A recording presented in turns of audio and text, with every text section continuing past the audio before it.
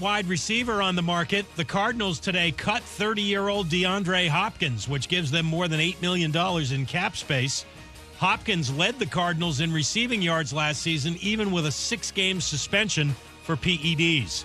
The Miami Heat averaged 121 points a game in the first 3 games of the Eastern Finals against the Celtics, but only 98 points in the last 2 games. ESPN's Brian Windhorst. The Heat were moving with ease and everything. The difference in these last 2 games, the level of effort defensively from Boston, and they have really focused on Bam Adebayo. He has averaged only 13 points over the last 3 games. That's where the Heat are going to have to make an adjustment. Brian Windhorst, the Heat still lead the series 3-2. Game 6 tomorrow night in Miami. Our coverage at 8 Eastern on ESPN Radio. The LSU women's and UConn men's basketball teams celebrating their national titles at the White House today. LSU freshman Samaya Smith fainted and was helped off the stage during the ceremony. She was okay after being checked out. It's Wrangler season out there. Open roads, endless horizons. Shop Wrangler.com for new denim styles, made for your next adventure. Wrangler, for the ride of life.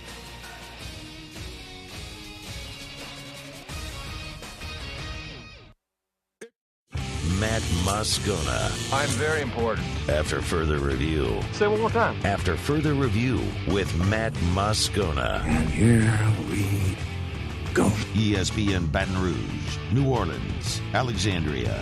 Live from the Mercedes-Benz of Baton Rouge studios. Let's ride.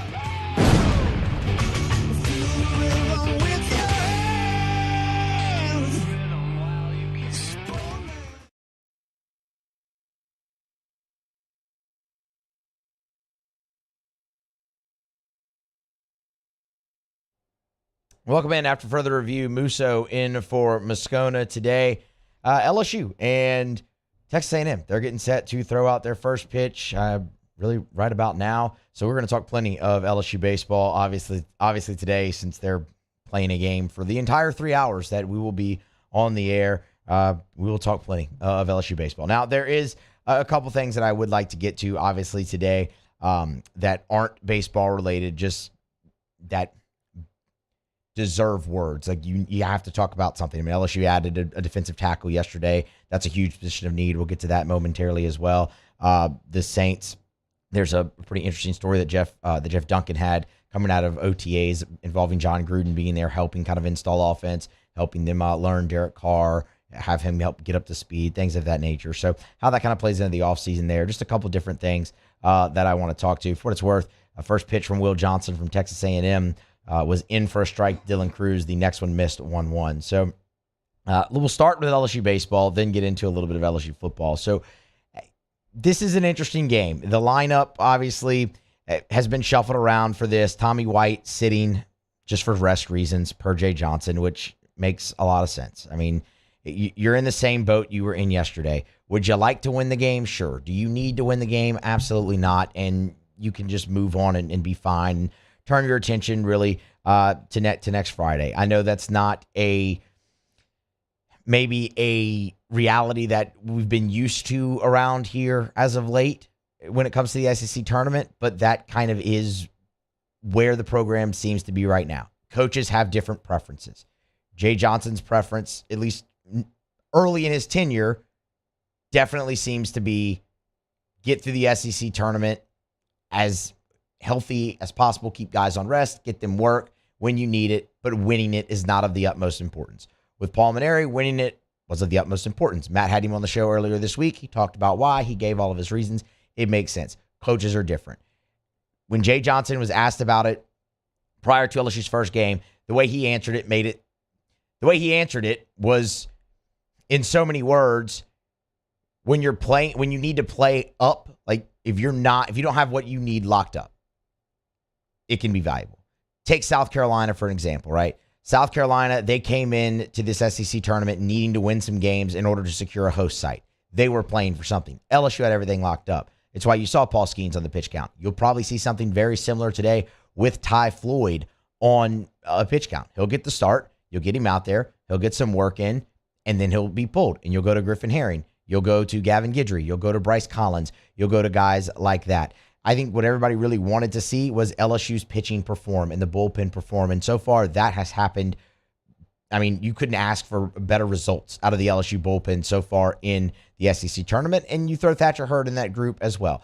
He's also now shown you he can extend, he can close out games, he can start. There's a lot of different roles he can fill for you, so that was kind of solidified in the SEC tournament as well. That has been a success. So far, Dylan Cruz flies out deep left center field. That's one out. Trey Morgan with a little squibber on the infield, and he's retired, and LSU's got 2 up and 2 down. They're facing Will Johnston, a really good arm from Texas A&M. I mean, there's really no other way to put it. He's a lefty. He's got a low to mid-90s fastball, but the real weapon is the hook. The breaking ball, when he's got it on, is absolutely filthy, and it is a wipeout pitch. For what it's worth, I mean, this is interesting. He looks like he rolled an ankle or something trying to field the swinging bunt that Trey Morgan hit, and now is getting some warm-up tosses in. Looks fine. He'll continue. So he had great success against LSU in the regular season. It was game 3. You'll remember LSU had the lead, looked like they were going to sweep, and couldn't hold the lead. Will Johnston was a big part of A&M's comeback because he shut LSU out over the final 3 innings of that ball game, striking out 3, not walking anybody, and only giving up a hit. He's going to have a little bit of success against LSU here today. Depending on how long he's in there, it's going to take them a little while to figure him out before they break through. But again, the win is not of the utmost importance today if you're LSU. Getting Ty Floyd work, keeping him on his routine is. Having guys coming out of the bullpen and have success is as well. You'd love to see Hayden Travinski, who's at the plate, obviously stay hot. Travinski's been just a catalyst for LSU's offense down the stretch, as we all know. And yesterday had the most success out of anybody against Arkansas's arms, against Hagen Smith and Hunter Holland, who, look, they have LSU's number. I mean, that's twice now that they have just absolutely handcuffed the lineup. Hayden Travinski was not part of that. 4 for 4 yesterday. He's had a great SEC tournament so far, and again, a great back half of the season for LSU. Just huge swings in big moments. I mean, obviously, we remember the home run against Ole Miss. Obviously, the 3-run shot against Alabama in that game when they had the large comeback. So he bats now with 2 outs in the top of the first, a 2-2 count, and he strikes out looking. So that retires the side there. A fly out, a swinging bunt, ground out, 1-3, and then a strikeout looking of Hayden Travinski. Ty Floyd will be on the mound when they come back here for the bottom of the first inning, and you'd love to see Floyd continue the success. We talked about just getting him work, but man, the last month of the season, really starting with that Ole Miss, really starting there, he has really, really been consistent. The start against Bama, I know it wasn't great. Outside of that, he has been very, very, very good. So excited to see what Ty Floyd does have in store today on the bump and how long he'll go. See, Skeens ended up at 88 pitches. Floyd will probably be somewhere similar, maybe a few less, but probably somewhere similar there. All right, while they're in the middle of the first inning, let's switch gears and talk a little LSU football, because Tigers got a big one at a position of need for the class of 2024 yesterday. This broke in the last hour of the show yesterday. 3-star Demarion Johnson, defensive tackle, committed to LSU for the class of 2024 yesterday afternoon, really yesterday evening. First defensive tackle commit for the class of 2024, and that's a position that LSU is going to need to sign a lot of guys, but also hit on a lot of guys. When you look at where that spot is for 2023, LSU obviously had to supplement that through the portal this year, right? You didn't sign one defensive tackle out of high school in 2023. Not one in that class. So you supplemented through the portal. And you got what looked like great additions. Paris Shand, Jalen Lee, Jordan Jefferson. Like, everyone was really excited when those guys committed to LSU out of the transfer portal. You're getting Mason Smith back. Obviously massive. Mekhi Wingo. Obviously massive. Jacobian Guillory. Many expect him to take the next step this year. And then you still have Bryce Langston. You still have Ty'G Hill. You've got great numbers at that position this year. You will not after this year. Mason Smith, Mekhi Wingo, we all expect them to go to the draft, right? 100% both of those guys. Jordan Jefferson, this is his last year of eligibility. So he comes here with one left as a transfer. then he's gone. That's already 3 out of there right now. It's safe to assume as well, maybe not safe to assume, it's right to assume, or at least take in the possibility of one of those guys, Guillory, Shand, Lee, who have those multiple years of eligibility left. They're going to get plenty of reps depth-wise in LSU, rotating in when Smith need a break. Do one of them kind of flash enough to warrant a draft selection late in the process for next year's draft? If so, you lose some of them. You always have to take into account potential transfers, right? I mean, you look at a guy like Bryce Langston, you look at a guy like Tyjee Hill. They've not played snaps yet at LSU. If that continues this year, might they seek greener pastures? That's just the way of the land in college football today. It's how it happens. So you're going to need to supplement there. If you just, best case scenario, right, you lose Smith, you lose Wingo, you lose Jefferson, you retain everybody else. You add Demarion Johnson, I should say, that puts you at 6 going into next year. You're going to need numbers. You're going to need to hit as well. It could be transfer portal. It could be high school, but it's a big position of need. And Demarion Johnson is a big get for LSU. He's a 3-star prospect out of New Iberia from Westgate High School. Don't get caught up in the stars, right? We do that a lot. Look at the offer list of a guy like Demarion Johnson. It is the who's who. Alabama, Auburn, Florida, Texas, Oregon, Texas A&M, all offered this player. He is extremely disruptive. For example, as a sophomore on a state championship team in 2021, 36 tackles for loss as a sophomore to go along with 6 sacks. Extremely disruptive from the defensive tackle position. Very athletic, good frame that they could put some more weight on as well. 6'2", 280 for Johnson right now. So he comes in, again, position of need, and he's the first of many. First defensive tackle signee, or I should say commitment, not signee, commitment for the class of 2024.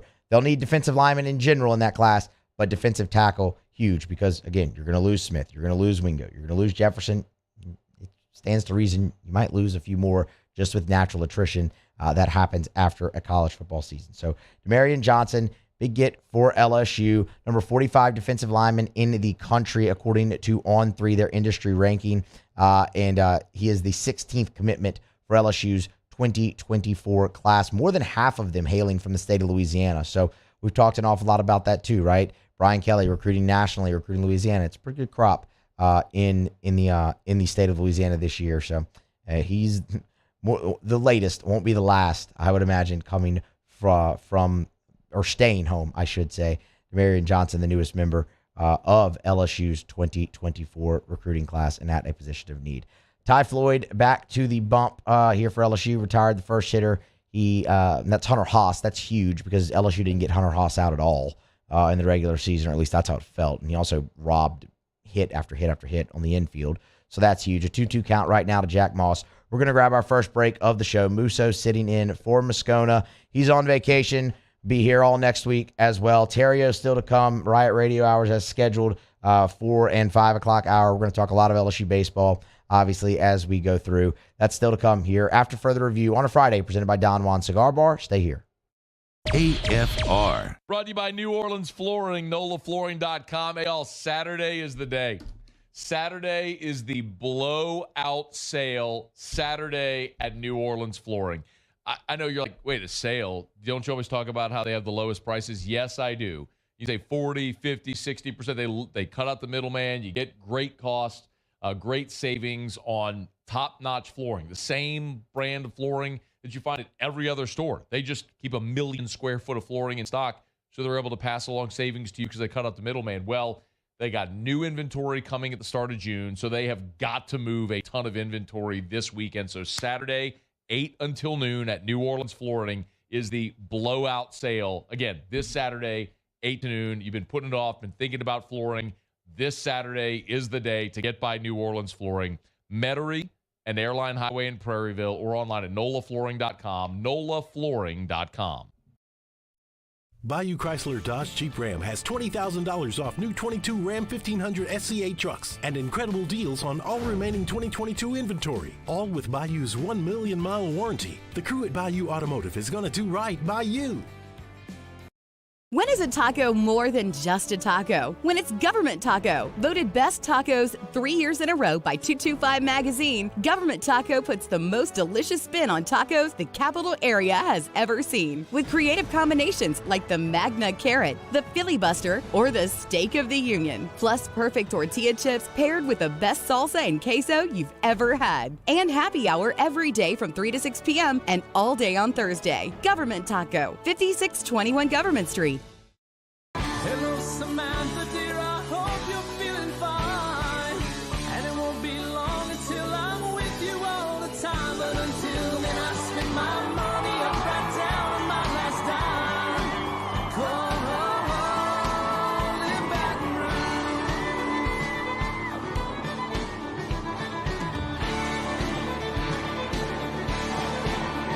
Ah, no matter what you put me on through, gotta send my love down to There it is, the extra mile, on the border of expected and extraordinary for those willing to go further, like vans customized for work or play, with safety and tech to keep you connected, supported by a 5-star sales, service, and finance team, and backed by the 1-star you know. So go the extra mile. It's never crowded, because so few have what it takes to go there. Mercedes-Benz Vans.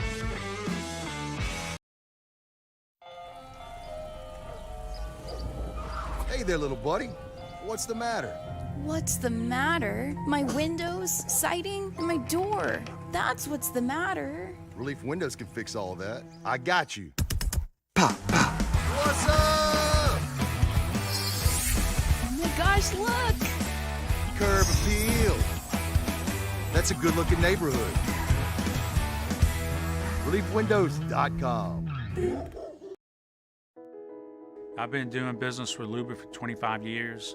They're dependable, trustworthy. It's just the attention to detail with our clients. Our folks have years and years of experience. They're highly trained professionals, but many companies have that asset. What I'd like to think makes Luba a bit different is that we use those talents in a way that truly is dedicated to serving the needs of the folks who depend on us. Bayou Ford has $15,000 off plus 0.9% APR for 60 months on all new 22 Ford F-150 SCA trucks and incredible deals on all remaining 2020.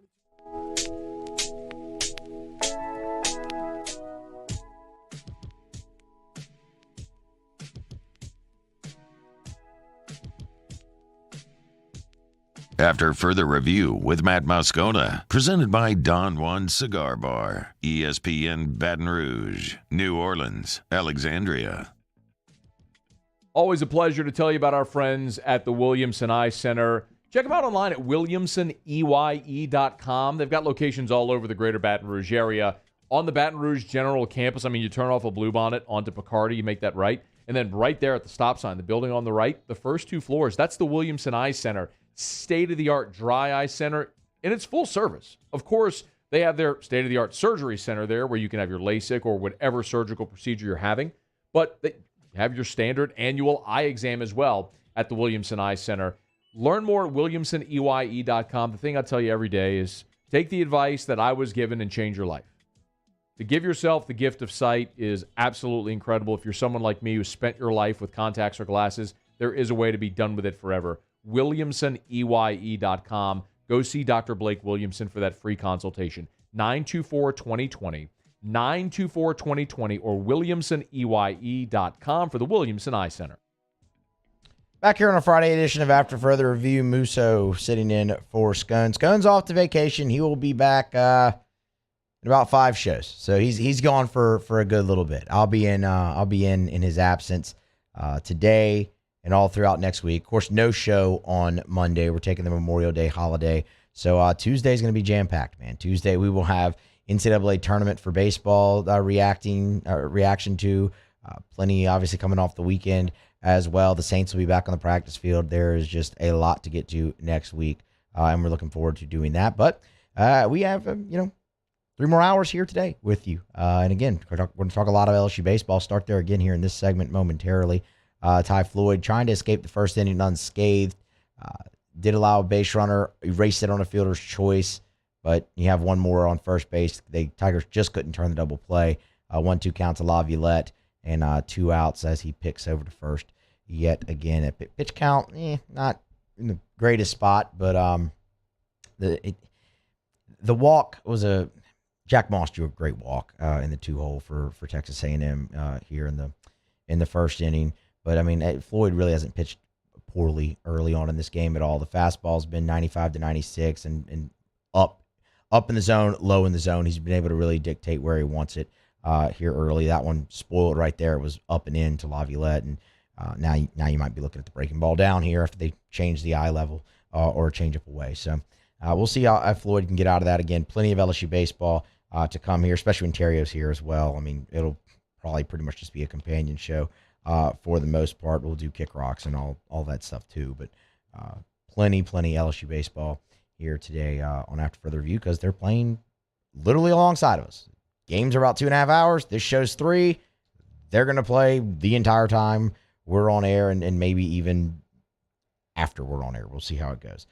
Do want to switch gears here one more time in this segment, though, and talk a little bit of Saints. So, obviously, the Saints took to the practice field Tuesday through Thursday for the first week of OTAs, and there's been no shortage of storylines out of there, whether it's Foster Moreau, obviously making his return. Derek Carr's a huge storyline, and that's where we're really going to focus here. Look, Derek Carr's throwing a lot of routes on air right now, okay? There's not a ton you're going to be able to take away from that. But what is of major importance for the New Orleans Saints and Derek Carr is install. He's learning a new system, kind of. We'll get to that. But that's where this becomes extremely important, right? How many times do you hear, for a veteran, OTAs aren't that important, right? And of course not. It's why they're voluntary for a lot of guys. But when you're a quarterback going into a new system, it's extremely important. This is where you're going to learn it. This is where you're going to install it. The Saints did something very interesting as well in doing that. Jeff Duncan reported earlier today, Jon Gruden, former Raiders coach, who Derek Carr played under for 4 years when Gruden made his return to the Raiders, first in Oakland, then in Vegas. They brought him in to kind of help go along. We've heard it a bunch this offseason, how similar the Saints offense is with the Raiders. Why Derek Carr is such a good fit for the New Orleans Saints, right? West Coast offense. He's very familiar with it. The terminology is different, but concepts are the same. Routes are the same. A lot of it is the same.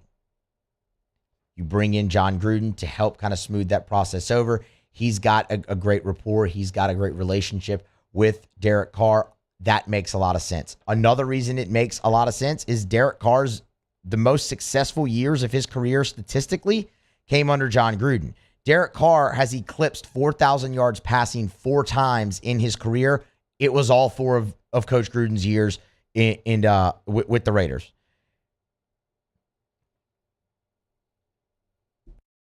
Excuse me, frog in the throat there.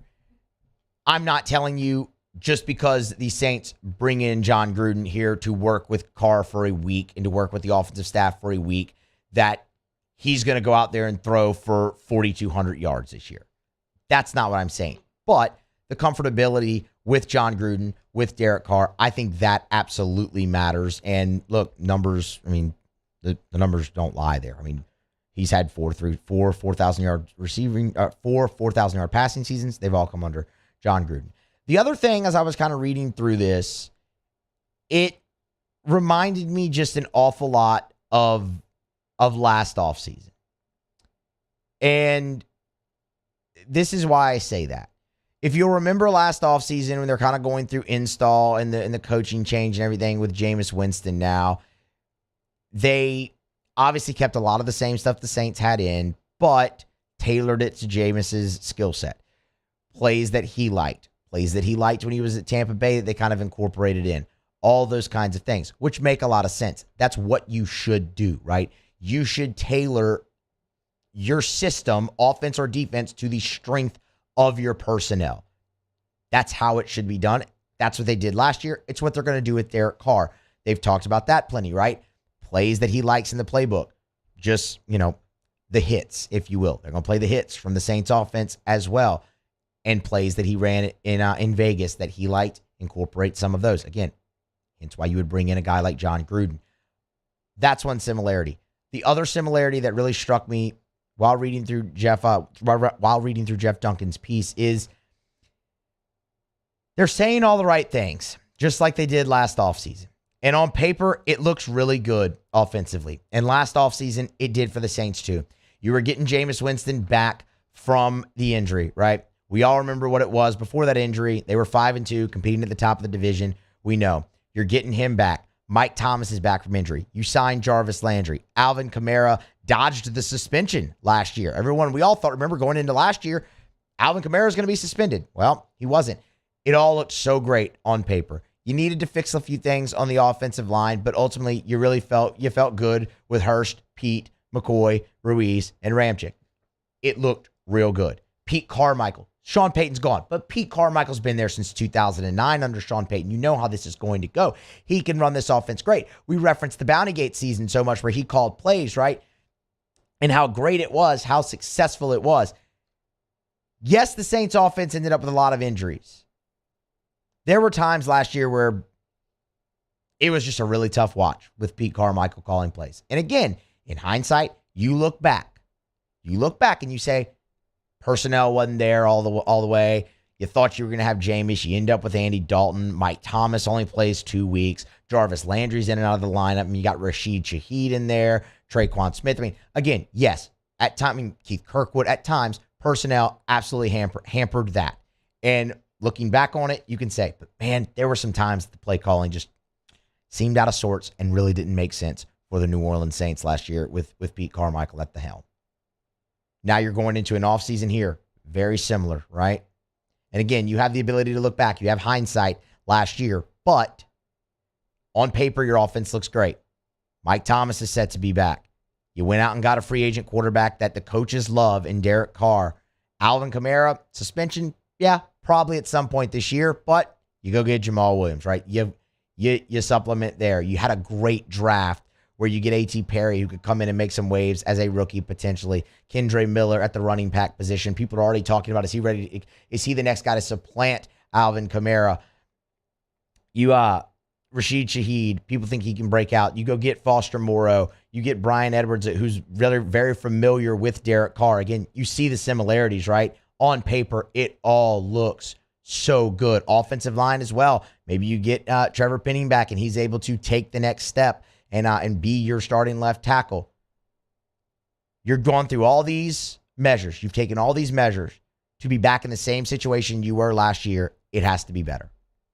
It has to be better. You're even bringing in now your quarterback's former coach to help with install, to make sure it goes seamlessly. You've brought in players he's familiar with, like we said, with Edwards, with Foster Moreau. You went and got another receiver in the draft. Michael Thomas is set to be back. All of that. Pete Carmichael, you've got a clean slate. It stands to reason you should expect a much better offensive performance from the Saints this season, and it should start week 1 against the Tennessee Titans. All of that is fair. And if it doesn't come to fruition, the finger's absolutely going to be pointed at Pete Carmichael for a second year in a row, especially if there's health throughout the Saints lineup. So that struck me again as I was reading through it. I was like, man, it sounds real familiar. They're saying all the right things. They're making all the right moves. Last year it didn't work. We'll see. You get a redo. We'll give you a redo, but results are going to be expected early, and by early, we mean week 1 versus the Tennessee Titans. We're going to grab a break, come back on the other side, really dive into LSU, Texas A&M. 2 outs here in the second. LSU had got first and second with nobody out. A deep fly ball to center field. Both runners tried to tag. Jared Jones was the trail runner coming from first, was thrown out at second base. The play is under review. It's going to be a big difference. You either have second and third, 1 out, or a runner at third and 2 outs. We'll update that on the other side of the break. Come back with more. It's after further review on a Friday, presented by Don Juan Cigar Bar. Musso in for Moscona. He is absolutely safe at second base. That is a brutal call by that umpire, and I expect that to be overturned. We'll be back on AFR. AFR. AFR is brought to you by River City's 1 Hour Air, where they're always on time or you don't pay a dime. Give them a buzz today, 752-0001, 752-0001, or 1hourbr.com. Tell you every day to look for the big yellow vans and trucks with a giant clock on the side. You can't miss them, and you'll see a technician that's expertly trained, ready to treat you right, like they did for Regina Bornslater, who sent this 5-star review, said, the air conditioner vent in my room had not been blowing air in 2 years. River City's 1 Hour came out, adjusted something. I got air in my room that day. I'm so thankful. They did a great job. I appreciate River City's 1 Hour Air. Another 5-star Google review for River City's 1 Hour Air. 752-0001, 752-0001, or 1hourbr.com. You can get the preseason AC tune-up. If your AC is not keeping up, call River City's 1 Hour Air. Nights, holidays, weekends, they'll never charge you extra to come out. 752-0001. Hey, what's up, y'all? It's that time again. It's heating up. Your boat's getting ready to come out and spend all summer on the water. It's time to take your boat to the next level with front-to-back boat service, where if you want an incredible custom speaker install, it's going to blow people away in the water, that's there for you. You want an HD sonar where you can see the fish under the water before you cast, beat all your friends, that's there for you at front-to-back boat service. So don't put it off. We got the parts in right now. Get them now before they go back on back order. Front-to-back boat service.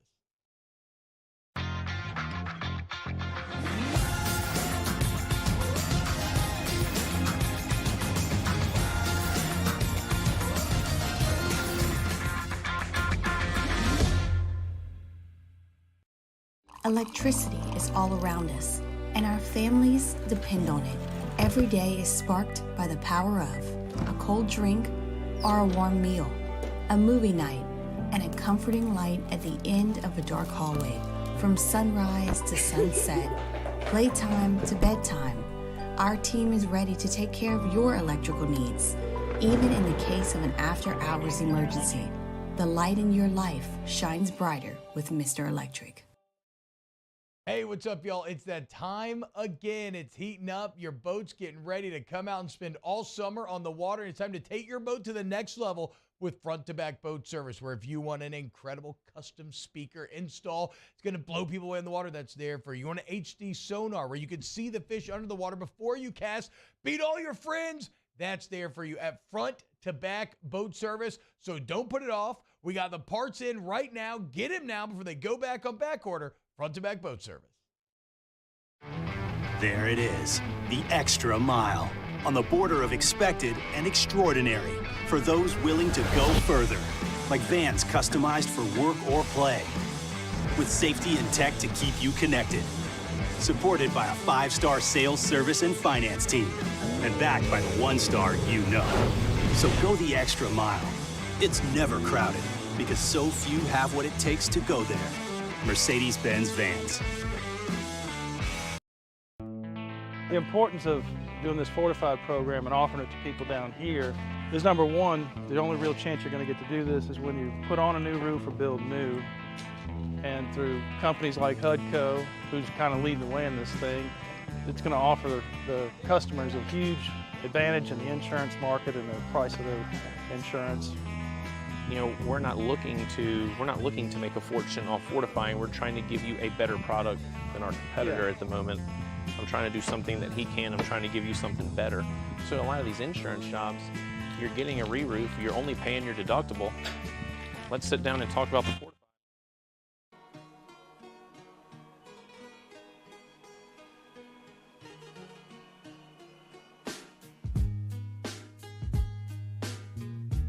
After further review with Matt Moscona, presented by Don Juan Cigar Bar, ESPN Baton Rouge, New Orleans, Alexandria.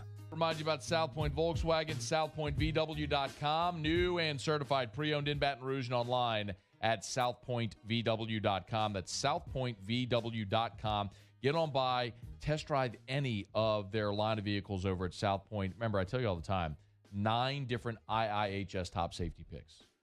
It's the highest safety designation a vehicle can get. It's one of the reasons I love driving my Volkswagen is I know every time I put Drew in his car seat and I'm driving, I'm in one of the safest vehicles on the road. Erica drives a Volkswagen. Every time she leaves the house in her car, I know she's driving one of the safest vehicles on the road. And by the way, they're stylish and affordable and fun to drive. It's at South Point Volkswagen. Remember, the all-electric, first electric SUV for everyone, the Volkswagen ID4. You can make your reservation right now at southpointvw.com. It's South Point Volkswagen. What's your direction? All right, so Jared Jones' call actually was upheld, and watching the replay further, it makes sense. The first foot when he slid in, I mean, it absolutely beat the throw and the tag, but he came off the bag for a split second. When his lead foot slid into the bag, it kind of recoiled and popped up off the bag, and credit the A&M fielder, he kept the tag on. Play was upheld, but Braden Jobert followed with an RBI single and a two-out, left on left, RBI single, 3-1 count, and LSU's on the board 1-0. Jobert would take second on a ball in the dirt, and Jordan Thompson just draws a walk. So LSU in business here against Will Johnston early in this ball game. It's the third straight game for LSU in the SEC tournament where they have struck first. Of course, obviously, the 2-run homer by Jobert against South Carolina. Yesterday, the three straight two-out singles, I should say, against Hagen Smith in the first inning, got him up 1-0, and now here in the second inning today. Just a great piece of hitting by Braden Jobert. He was ahead in the count, 3-0, took a strike, and then just set fastball and obliterated one right under the second baseman's glove. That's been the thing with Jobert this year, man. If you go back to the beginning of the season, and I'm not even talking, opening day. You go back to preseason, media day, and Jay Johnson was asked a lot about Braden Jobert. If you think back, so much of the conversation was, you've got so much talent, so much depth. How do you get it all into the lineup? And Braden Jobert was a guy that was talked about in that light so much. Jobert was thrown into that group, right? Because you had Paxton Kling coming in, Paxton Kling, when he signed his letter of intent to LSU, at that point was projected to be a first-round draft pick out of high school. Now, through his senior season in the summer leading into the draft, he slipped a little bit. He ends up on campus. So you've got that guy coming in. Many expected him day one starter. And ultimately, he was your opening day starter in right field. And it's okay. So, where does that go with Braden Jobert? You also have Josh Pearson. You have Josh Stevenson. There's a lot of spots in the outfield, more players than spots to go around. And Jobert was always thrown into that category. And what Jay Johnson said consistently from during preseason scrimmages, through media day, through the early part of the season, was what they want from Braden Jobert is, look, the 18 home runs, the 52 RBI, that was phenomenal last year. It was the at-bats in between that needed to improve. He had the 18 homers, the 52 ribby, but he hit like 240, 250. Braden Jobert's a 300 hitter this year.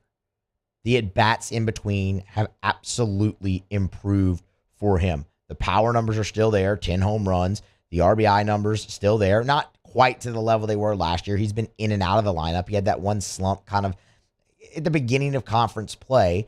But once he got back in there, he's been great. And I'll tell you this too.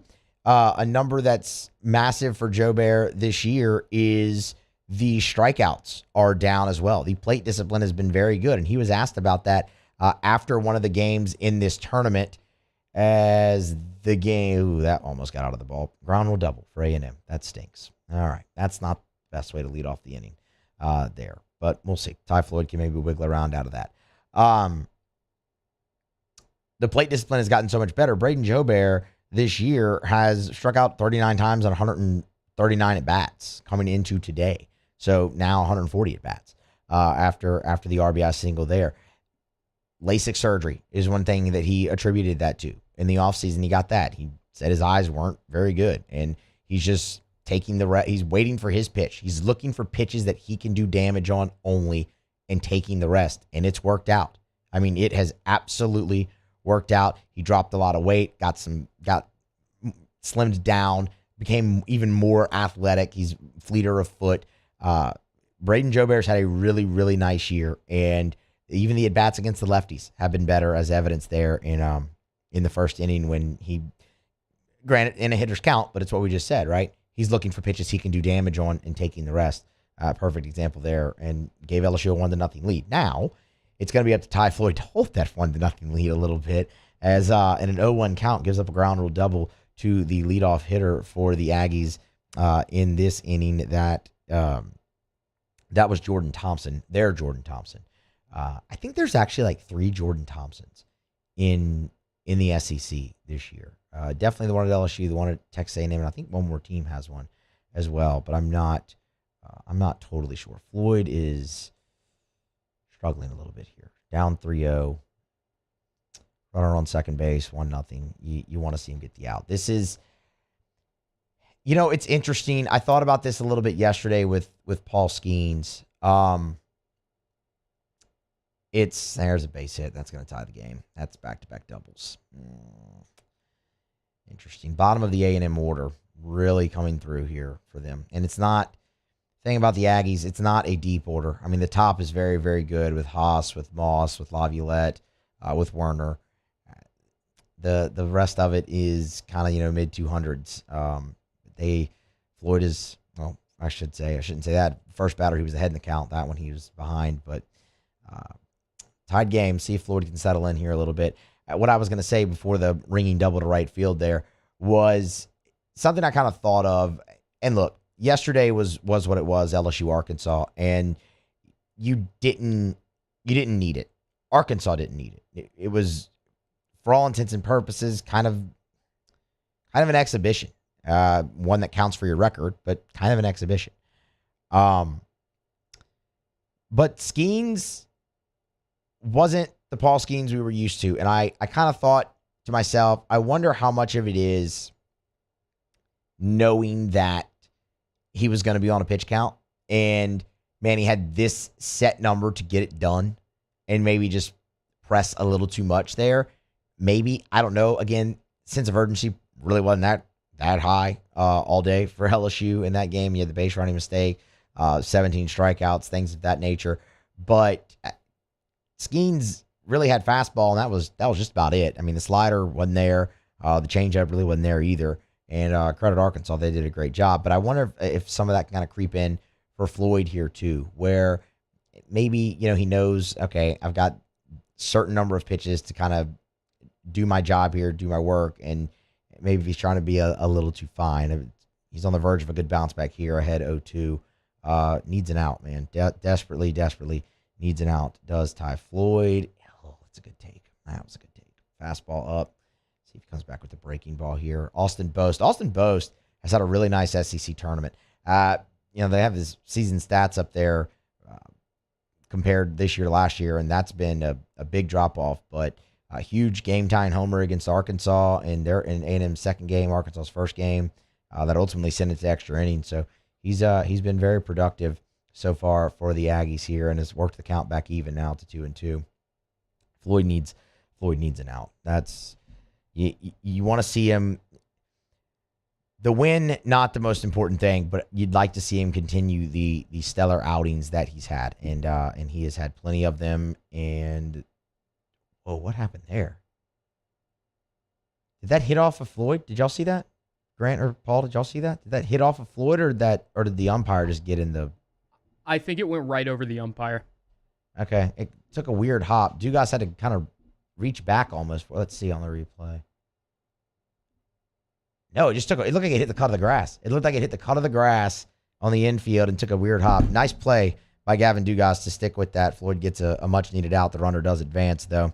And that might flip the A&M lineup. I don't have it in front of me. I don't know where Austin Boast is hitting. Let's see. No, they got to get to Minnick. So Minnick has been really the catalyst for A&M. That kind of is what turned their season around. You remember they got off to the slow start in SEC play, right? They dropped the 2 out of 3 to LSU. then went on the road and got swept at Tennessee. When Brett Minnick came back into the lineup, that jump-started them on a nice winning streak, and he's been very effective. Was one of their best hitters last year.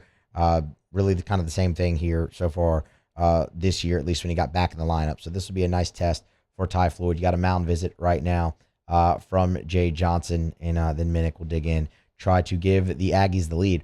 We'll come back on the other side here. We're due for a break. Do Tigers and the pros, talk a little bit more about the game. Then Theriot will be around for the Riot Radio hours as we make it through a Friday, essentially into a long weekend. Memorial Day coming up. It's Musso in for Moscona. Come back on the other side. Friday's AFR presented by Don Juan Cigar Bar. AFR. Love telling you about Hudco Roofing, HudcoRoofing.com. Do business with someone you know. That's us, Hudco Roofing, HudcoRoofing.com. Check us out online. I tell you all the time as well, if you want to email me directly, you can. It's matt@HudcoRoofing.com. I'm happy to help facilitate anything that you may need. Trust me, you don't want me on your roof, but I certainly know the people within our business, our company, that you would love to have on your roof. It's Hudco Roofing. Tell you every day, do business with someone you know. The thing I got to stress, fortified roofing. With a fortified roof, you can save as much as 52% on your homeowner's insurance, depending on who your insurance provider is. As much as 52% you could save on your homeowner's insurance with a fortified roof. You got to learn more about this, y'all. We'd love to explain it to you, how you can save money, how you can protect not only your family, but your home, your belongings on the interior as well. Go to HudcoRoofing.com, click the Fortified tab. If you want to learn more, give us a shout. 364-1007, 364-1007, or HudcoRoofing.com. Do business with someone you know, Hudco Roofing and HudcoRoofing.com.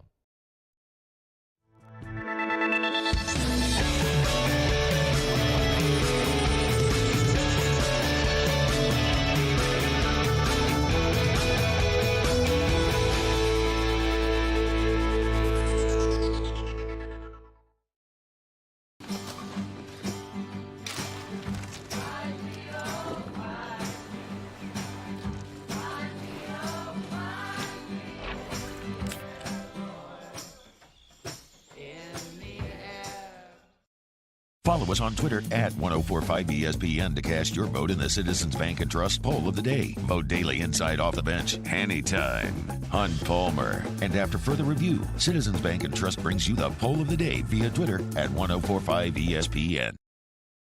I'm Chris Nakamoto, and here's what I'm working on for my stories on WBRZ Channel 2 tonight.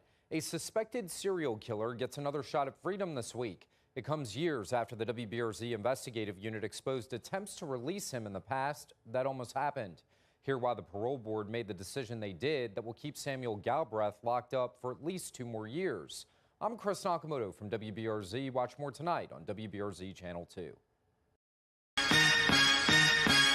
Turn my music high, high, high, high, yeah. You don't know what you're doing. Sure I do. I'm from the streets where the hood can swallow on me. Bullets will follow on me.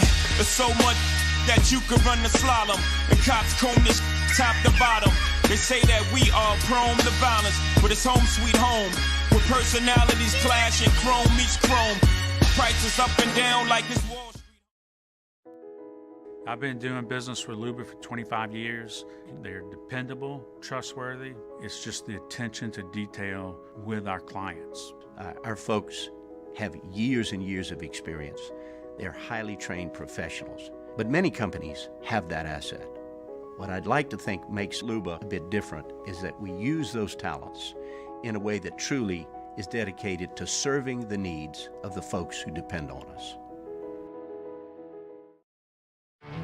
There it is, the extra mile, on the border of expected and extraordinary for those willing to go further, like vans customized for work or play, with safety and tech to keep you connected, supported by a 5-star sales, service, and finance team, and backed by the 1-star you know. So go the extra mile. It's never crowded, because so few have what it takes to go there. Mercedes-Benz Vans. Hey, it's Matt Musso. Join me Monday through Friday for your daily update on LSU baseball with Musso at the Box, presented by New Orleans Flooring, wherever you get your podcast, Apple, Spotify, Google, and check out New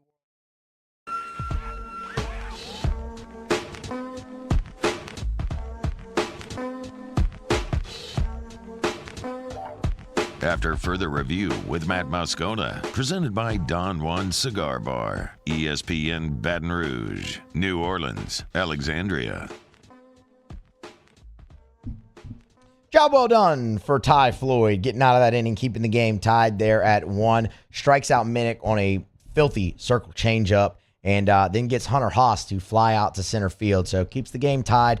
LSU will look to take the lead now. Top of the order looms here for the Tigers, so it'll be their second trip through as they face off against Will Johnston. Right now, we're going to wrap up hour number 1 with Tigers in the Pros. Tigers in the Pros. They still bleed purple and gold. They're just really rich now. Presented by Lee Michaels Fine Jewelry. Lee Michaels Fine Jewelry, where Baton Rouge gets engaged.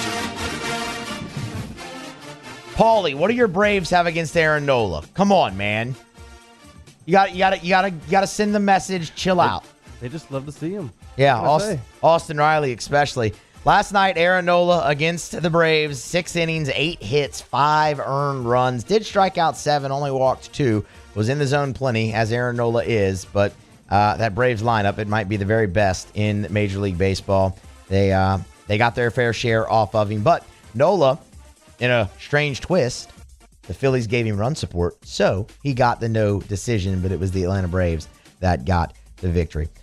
To AAA baseball, a massive night for Andrew Stevenson in a victory for his club. Playing left field, went 2 for 4, a double and a triple last night for Stevenson. Drove in 3 runs, scored 3 runs, reached base 3 times. So he had the double, the triple, and also a walk for Stevenson. And of course, as I said, St. Paul Saints got the win. Another massive night for Michael Papierski as well. Pap 2 for 5. A double, 2-out double, as a matter of fact. That drove in a run. He would score a run, a single, his other hit, 2 for 5 for Pap, and a loss, actually, for his team there, the Toledo Mud Hens. On the links, Charles Schwab Challenge this week. Sam Burns currently sits tied for 8th at 5 under par. 2 under on his round today, shot 3 under yesterday. He is currently 4 shots off the lead, of Harris English and Harry Hall. Ben Taylor in the field as well. Even par for the tournament. Tied for 49th. 1 under for his round.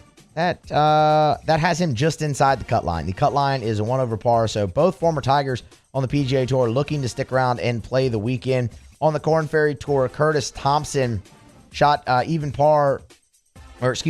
shot 1 over par in round 1, is even here in round 2, so he's at 1 over, tied for 103. He's going to need some help in order to make the weekend on the Korn Ferry Tour, as the projected cut line is at 2 under, so he needs to kick it into gear in his last few holes there. That is Tigers in the Pros. It is brought to you by Lee Michaels Fine Jewelry. It's Lee Michaels Fine Jewelry, gift in the little red box, right? Birthdays, anniversaries, any occasion, graduation, maybe even still. You got a few of those wrapping up. Was leaving out of the building yesterday, and there was another graduation in the River Center, backing up traffic on Government Street. So still that season. Lee Michaels Fine Jewelry is a great place for a gift there as well. LMFJ.com. They bring you Tigers in the Pros every day here on After Further Review. Infield fly rule got Hayden Chervinsky.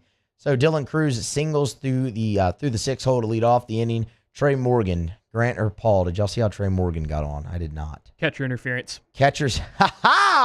What goes around comes around, huh? Catcher's interference. How about that?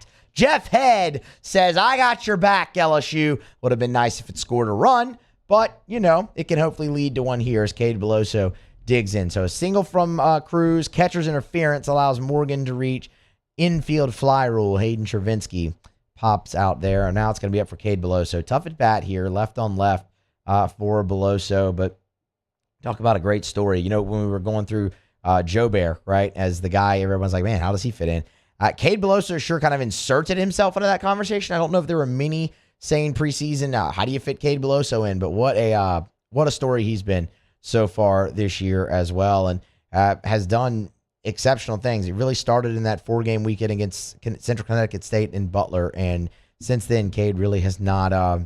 He really hasn't let up, and has come up with some really clutch hits and a season at the plate that has very much mimicked his freshman year for Beloso so far. Of Of course, I thought he missed that. Wow. Fought that off, though. Hanging curveball, and was able to fight it off. Big hit here, man. A hit would be nice.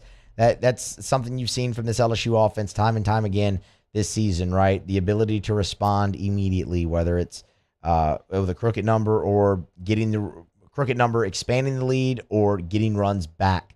It's been something that they've done very, very well all year, and they're in a prime position here to do it if Beloso can come through. Good watch there. Takes it 2-2. We got to hit a break, though. Top of the hour. Riot Radio Hours on deck here on a Friday edition of AFR. Musso sitting in for Moscona. Scone's off to the beach. He will be back in a week. So Friday to Friday is his vacation. We're off on Memorial Day, so I'm here today and then Tuesday through Friday of next week. A lot to get to. Riot Radio Hours next. AFR. AFR. Brought to you by Shawbills Tire and Auto Service, ShawbillsTire.com. 18 locations in South Louisiana. Find the location nearest you at ShawbillsTire.com. Bumper-to-bumper auto service and name brand tires at wholesale prices. They will always find a way to get you the best possible price for the best possible tires on the road. That's what they do at Shawbills. And when they get you in by selling you the best tires, the cheapest price possible, they're going to treat you like family, and they're going to treat you so good you're going to keep coming back year after year after year every time you need anything for your vehicle. Tires rotated, oil changed, check engine light on, brakes squeaking, whatever's wrong with your vehicle, bring it to Shawbills. Let them give it the once-over, and you can always schedule online, so it's convenient. ShawbillsTire.com. Find the location nearest you at ShawbillsTire.com. Shop tires online at ShawbillsTire.com. Be sure to ask about the Shawbills credit card as well, because you can save $50 off your first purchase when you use the Shawbills credit card only at Shawbills.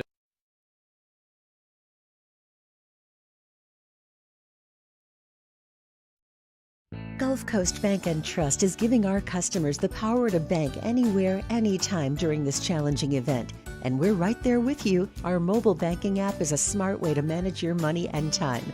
Gulf Coast Bank and Trust, the bank that cares about you. Get 3.99% financing at Corval Toyota in Opelousas on select 2023 models. We also have a large selection of pre-owned inventory. So come on down to Happy Town. That's Corval Toyota in Opelousas, Happy Town, USA.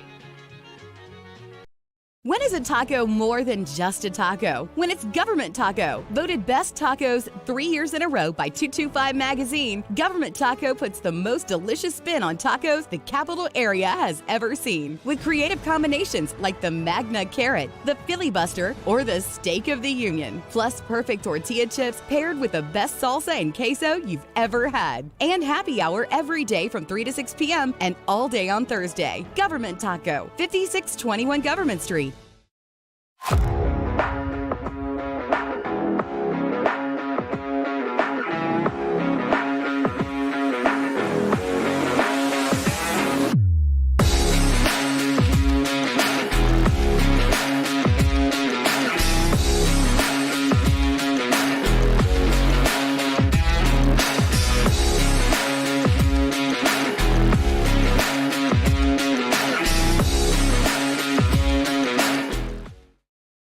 What's up, y'all? It's that time again. It's heating up. Your boat's getting ready to come out and spend all summer on the water. It's time to take your boat to the next level with front-to-back boat service, where if you want an incredible custom speaker install, it's going to blow people away in the water, that's there for you. You want an HD sonar where you can see the fish under the water before you cast, beat all your friends, that's there for you at front-to-back boat service. So don't put it off. We got the parts in right now. Get them now before they go back on back order. Front-to-back boat service.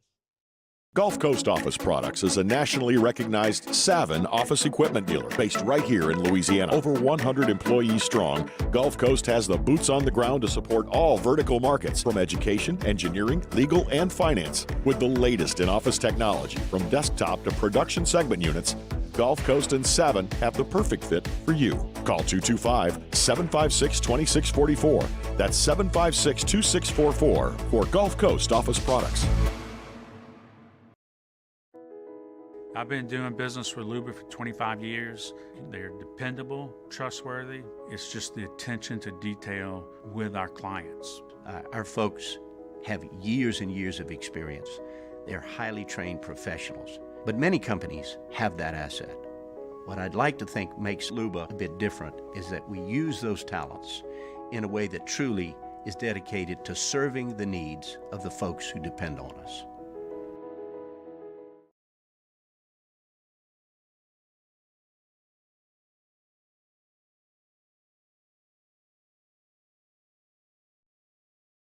Months of trade speculation. Wideout DeAndre Hopkins is now a free agent, cut by the Cardinals today with 2 years left on his contract. The Cardinals will save just over $8 million in cap space. The Bills, Ravens, and Patriots are among the teams reportedly interested in getting Hopkins. So now the Miami Heat lead the Eastern Conference Finals 3-2 over the Celtics. The Heat get one more chance to wrap up this series at home. Only problem is they now have to figure out again how to stop the Celtics. ESPN's Tim Legler. Boston was a better team than the Heat over the course of the regular season. So it's very unusual for a team that's a better team, that's healthy, to be down 3-0 in a series. Once they find their rhythm, right now Boston is reminding themselves of that they are a better team. Tim Legler on Get Up. Gabe Vincent of the Heat questionable with his sprained left ankle. Boston's Malcolm Brogdon questionable with a right forearm strain. Game 6 tomorrow night in Boston.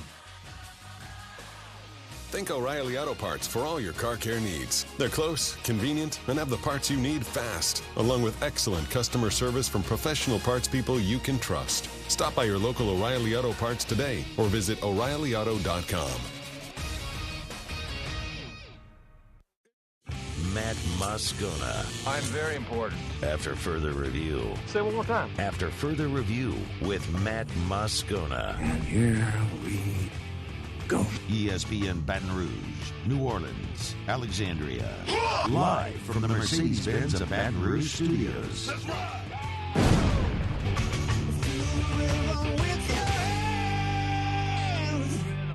It's that loser and a boy, yeah, they call him the Riot. Born and raised in the swamps, on the fight like a tiger. He going beast mode, baby, he a beast though. What you think he supposed to do? You picture better reload. After further review, the Riot Radio Hour with Matt Moscona and Ryan Theriot. Presented by Alpha Customs. Alpha Customs, Prairieville and Lafayette. And online at alphacustoms.net. How's your week going? Week was good. Yeah, good. I have a good. I'm full of good ideas. On ESPN Baton Rouge, New Orleans, Alexandria. Here comes Theriot. The throw. Not in time. Scudero delivers and the Giants lead 4-3 in the 10th. The wave pool, although probably full of bacteria, flesh-eating parasites, and the occasional turd, provides endless hours of fun. It's not cool to have a 30A sticker on the back of your grocery go-getter. Big fan of the truck. The Riot Radio Hour. He heads for home. Here's the throw. He is safe. Packers win. All right, hour number 2 of After Further Review on a Friday. Musso sitting in for Moscona. Theriot here for the Riot Radio Hours. First off, I mean, how are you? It's been a while since we've done this together, actually. It's been a long time. I bet you it's been eight months or so. At least 8 months or so. But you've hosted for Matt. Yeah, you've hosted for Matt in between that time, but I just don't show up. He's just been taking a bunch of vacation this year. And I mean, he's been gone all the time. Right, but when it's just you, I just don't come. Yeah. But I think we're getting better, me and you. And like baseball season is here, and that we have some common ground, like we're both fans and all that. So yeah, I mean, I'm here. I'm here to do this. I feel good about the show today. I did some prep. Normally, when I do this, I don't prep at all. We just of course mess around. But I Swing did it. Yeah, but I did prep a little bit. So yeah, man. I'm ready to rock and roll. Thoughts on the catch that Trey Morgan just made as we were coming in? Oh man, it happens. Sports Center top 10 or no? That's the not so top 10. But he caught it. Yeah, he caught it. Look, he had a choice words right there. Yeah. I don't know if you saw that. Oh God, that has just got to be the worst feeling when you lose a ball like that, or you think you lose a ball. You actually caught it. But so it's a one hit right at you. The line drive or the fly ball directly at you, straight over your head. Mm-hmm. So even if it's like 2 or 3 feet to your right or to your left, and you can create the angle, you're good. But the one right at you, and so you turn and run. as you're taught, just like Trey just did, but he turned the wrong way. Yeah. So then he had to flip the hips like a defensive back and turn the other way, and then it turns into a circus, but he caught it. I've done that before. I did that. Ken Griffey Jr. hit the ball, and it was snowing in Cincinnati, and I ended up catching the ball. It was like that, and I was on the not-so-top 10. Really? Absolutely. Okay. Well, that's pretty awesome. It was like my last outfield experiment. back to shortstop, back to second base. You go. Back on the dirt. Yeah, back on the dirt for sure. Well, good, man. Hey, look, I'm fired up for the next 2 hours. It's good that we got the game on here. We can definitely talk about that. I'm sure that'll dominate many things. But obviously, it is Friday at 4:00, and this is where you normally have a few things to say. So, I mean, look, man, how's the week been? Is anything kind of fired you up here? Yes, something has fired me up. Well, a couple things have fired me up. The week has been great. Good. So school let out officially Tuesday for the kids, and I love the first couple weeks of summer. So as do they. Then I have to get in a routine, so that kind of messes up the workout and where the kids are going and all that. But it's still awesome. So the week's been good. School's out. But because school's out, there's a certain profession that doesn't have to do anything for 3 months. And so this is kind of geared toward that profession. So I did write a letter, and it's something that I've kind of seen on social. And anyway, here we go. All right, Muse. So Ja Morant is getting absolutely hammered in the media. Yes. Because he's posted some not-so-becoming pictures recently. Actually, he didn't post them, but someone else did. And he's paying the price in the public court of opinion. He wasn't necessarily doing anything wrong or illegal. The guy had a gun, but you can carry a gun. That's a thing, yes. So, I mean, you can go to the club and, it's not illegal, right? But Ja's a role model to lots of people worldwide, okay? He's a guy that's looked up to, and our children strive, there are children that strive to be Ja Morant. That they dream of being him and dunking and all that stuff, right? Great story. Small school, number 2 pick. Yeah, hometown of 3,000. Yeah, he made it. He did it. So with that celebrity comes some responsibility. I'm perfectly fine with him getting roasted because of that. It's what you signed up for. It's what you agreed to when you decided to be a pro. You're a pro both on and off the court, Muse. I lived it. I understand that. It's a responsibility that comes with it. You dress like a pro. You act like a pro. It just is what it is. That being said, some of you teachers have lost y'all's damn minds. Sure, the school year can be hard. The kids are super aggravating. I get it. They do their best to push your buttons all year, and you can't wait for the school year to end. But correct me if I'm wrong. Speeding straight to the daiquiri shop the minute school lets out is probably not a good thing to do if you're a role model. Just like Ja, you guys are role models. Kids look up to y'all.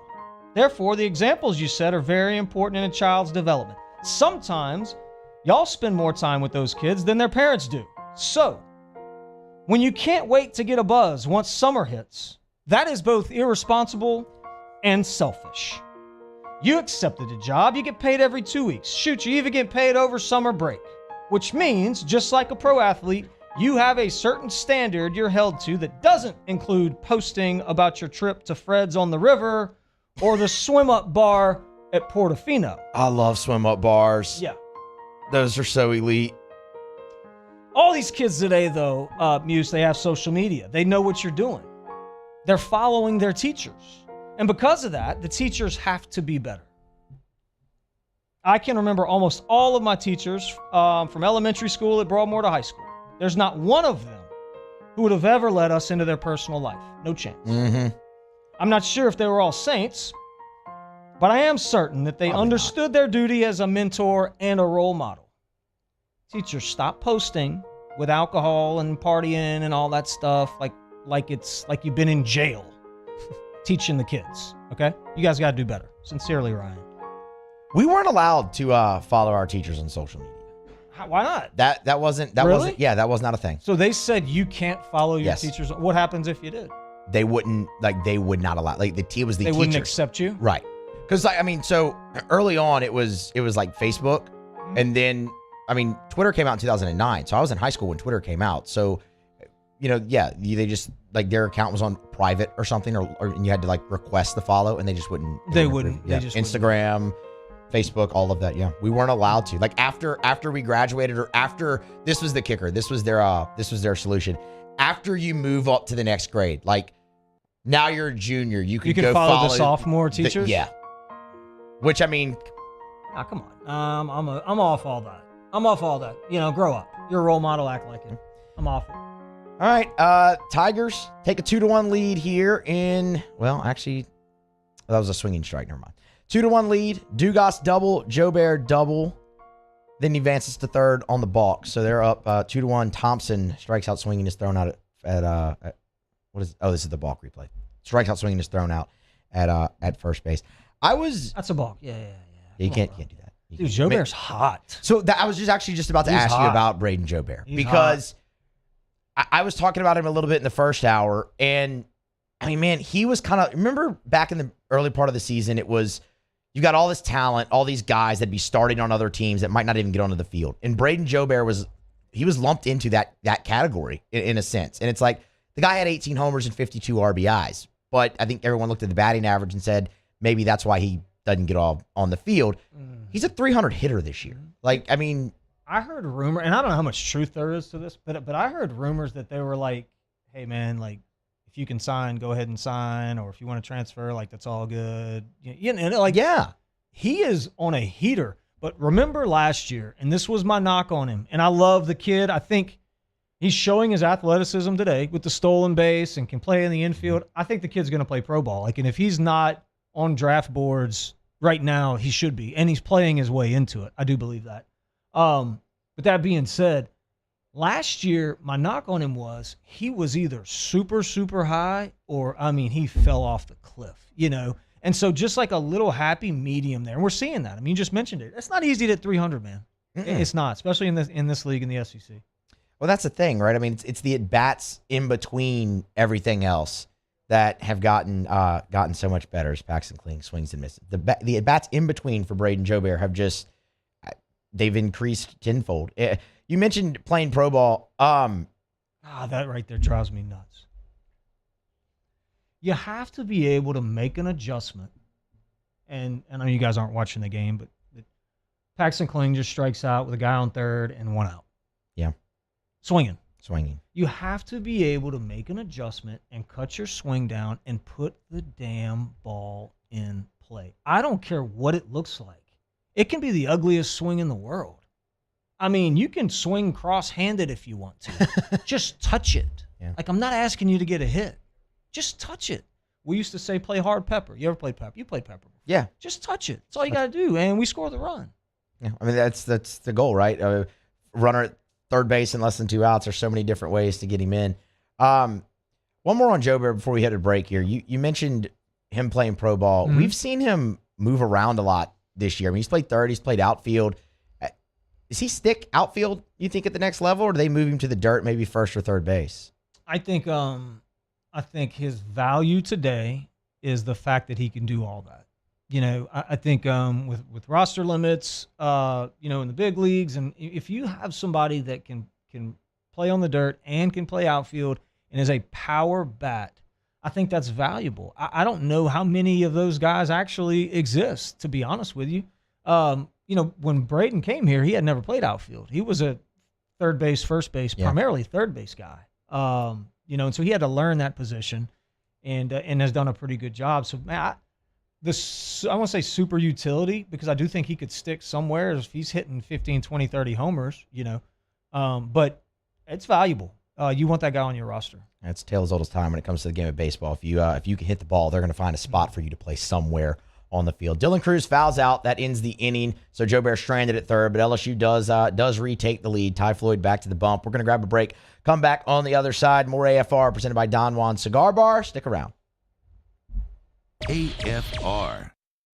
AFR is brought to you by the Renaissance Hotel and the Watermark Hotel, two great locations. If you're downtown or in Southtown, our friends at the Watermark and the Renaissance can certainly help make your next event spectacular, whether it's a wedding or an intimate gathering downtown at the Watermark, Baton Rouge's premier luxury hotel, or if you're at the Renaissance for a board meeting. They have elegant, intimate board meetings for a dozen people, or meeting space for up to 500 people in their spacious ballroom.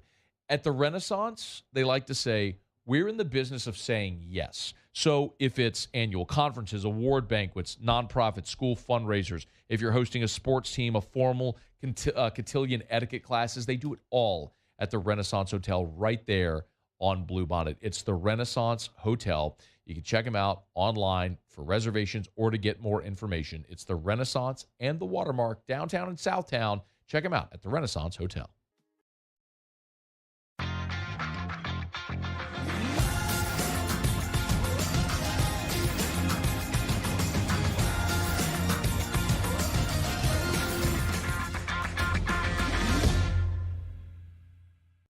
Bayou Chrysler Dodge Jeep Ram has $20,000 off new 22 Ram 1500 SCA trucks and incredible deals on all remaining 2022 inventory, all with Bayou's 1 million mile warranty. The crew at Bayou Automotive is going to do right by you.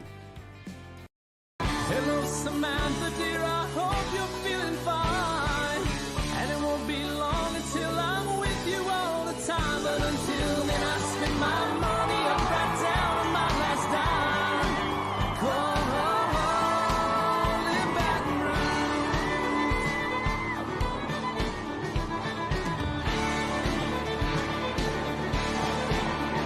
I'm ready, what you put me on through. Gotta send my love down the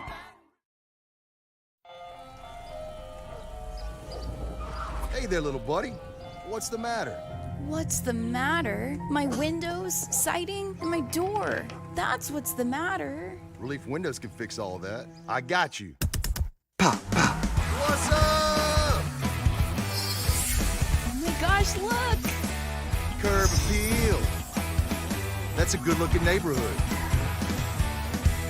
ReliefWindows.com. When is a taco more than just a taco? When it's Government Taco. Voted best tacos 3 years in a row by 225 Magazine, Government Taco puts the most delicious spin on tacos the capital area has ever seen. With creative combinations like the Magna Carrot, the Filibuster, or the Steak of the Union. Plus perfect tortilla chips paired with the best salsa and queso you've ever had. And happy hour every day from 3 to 6 p.m. and all day on Thursday. Government Taco, 5621 Government Street. There it is, the extra mile, on the border of expected and extraordinary for those willing to go further, like vans customized for work or play, with safety and tech to keep you connected, supported by a 5-star sales, service, and finance team, and backed by the 1-star you know. So go the extra mile. It's never crowded, because so few have what it takes to go there. Mercedes-Benz Vans. Hey, what's up, y'all? It's that time again. It's heating up. Your boat's getting ready to come out and spend all summer on the water. It's time to take your boat to the next level with front-to-back boat service, where if you want an incredible custom speaker install, it's going to blow people away in the water, that's there for you. You want an HD sonar where you can see the fish under the water before you cast, beat all your friends, that's there for you at front-to-back boat service. So don't put it off.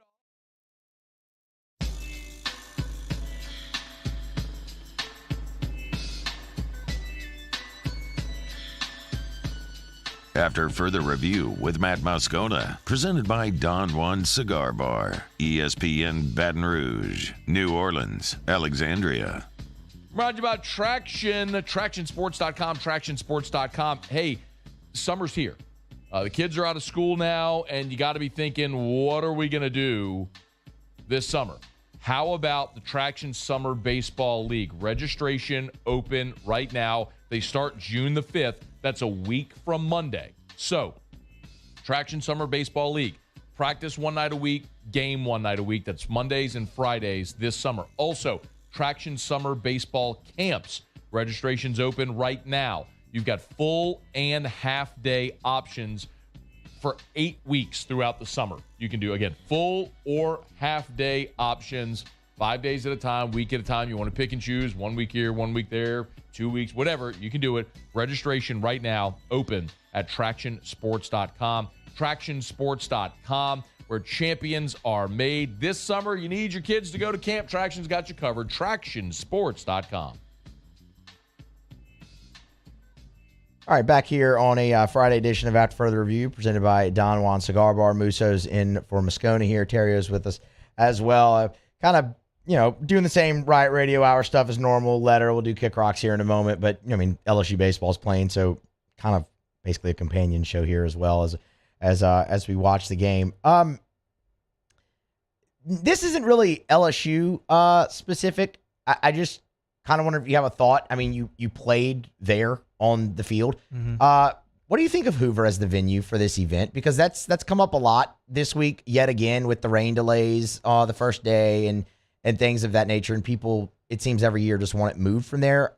Do you have, having played there a couple different times, do you have a preference on the event staying or moving?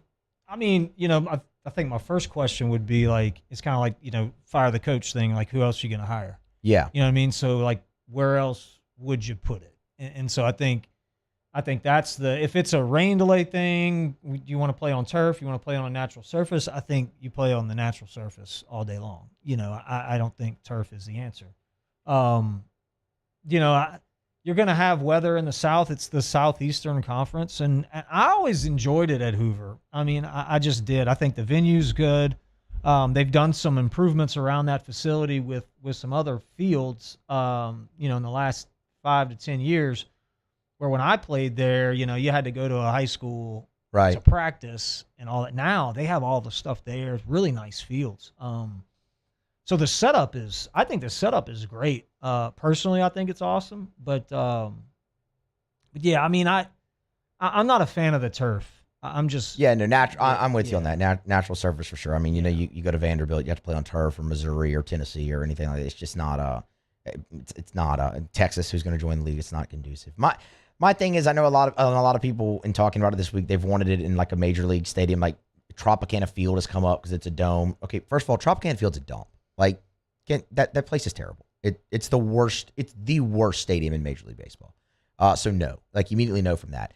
Minute Maid Park has been brought up. I mean, okay, Hoover's so central. I like the intimate atmosphere of it too. I mean, it holds just over 10,000. Why do you want to make it into a pro thing? Like, exactly, it's a college thing. Put it at a college venue. I mean, this is their deal. I get it. Some of those places are cool, but I mean, I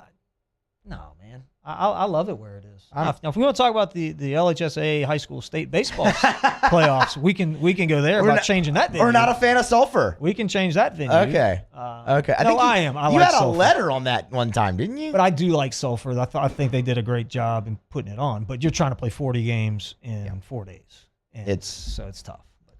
Another punch out for Floyd. Thoughts on Todd Peterson's up there now. Mm-hmm. Thoughts on Ty Floyd so far today, and I guess really the last month of him as well. This goes back to last year, man. I watch him pitch. Everything is so effortless. It's so repeatable. It looks like he's out there just playing catch, and then you look at the gun and it's 95, 96. Yeah. I mean, and I say repeatable. It's the same every single time. Like, man, this guy is a big leaguer, and it baffled me, and it still does, how he gets hit. I mean, I know how he does. You fall behind and you nibble and miss, and guys are good, and it's aluminum bats and it's all that stuff. But I'm not surprised. I always thought it was in there. I truthfully think he's going to be pitching in the major leagues one day. I think he's got that type of stuff. I think boy, he helps if you can back Skeens up with this guy throwing, 5 or 6 good innings last few outings. He look great, man. Do you think he sticks as a starter to the next level, or does he probably move into a bullpen in major leagues? Because he's got the 3 pitches right now. Yeah, I think he's a starter. I think we aren't even seeing close to the best version of Ty Floyd. I think we are seeing close to the best version of Paul Skeens. I don't see how he could get any better. But this guy, I think Ty Floyd has a lot more in the tank, and I think he's going to continue to get better and better. And certain guys, man, DJ LeMahieu was a great player at LSU. But DJ got better every single year that he played the game. And, I don't know how many gold gloves he's won and batting titles. And, so certain guys, I mean, hell, I had a higher average in the major leagues than I did at LSU, and so certain guys continue to improve. And I think he's one of those guys. So with Ty Floyd, this has been brought up a little bit the last couple of weeks, the possibility of him pitching out of the bullpen in the postseason.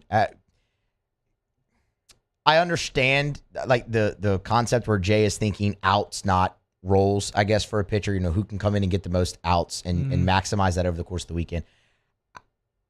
Would you be in favor of something like that with Ty Floyd? I mean, because what you just said is something I think of. If you can back him up or back Skeens up with him, especially the way he's pitched the last month of the season, you've really got something.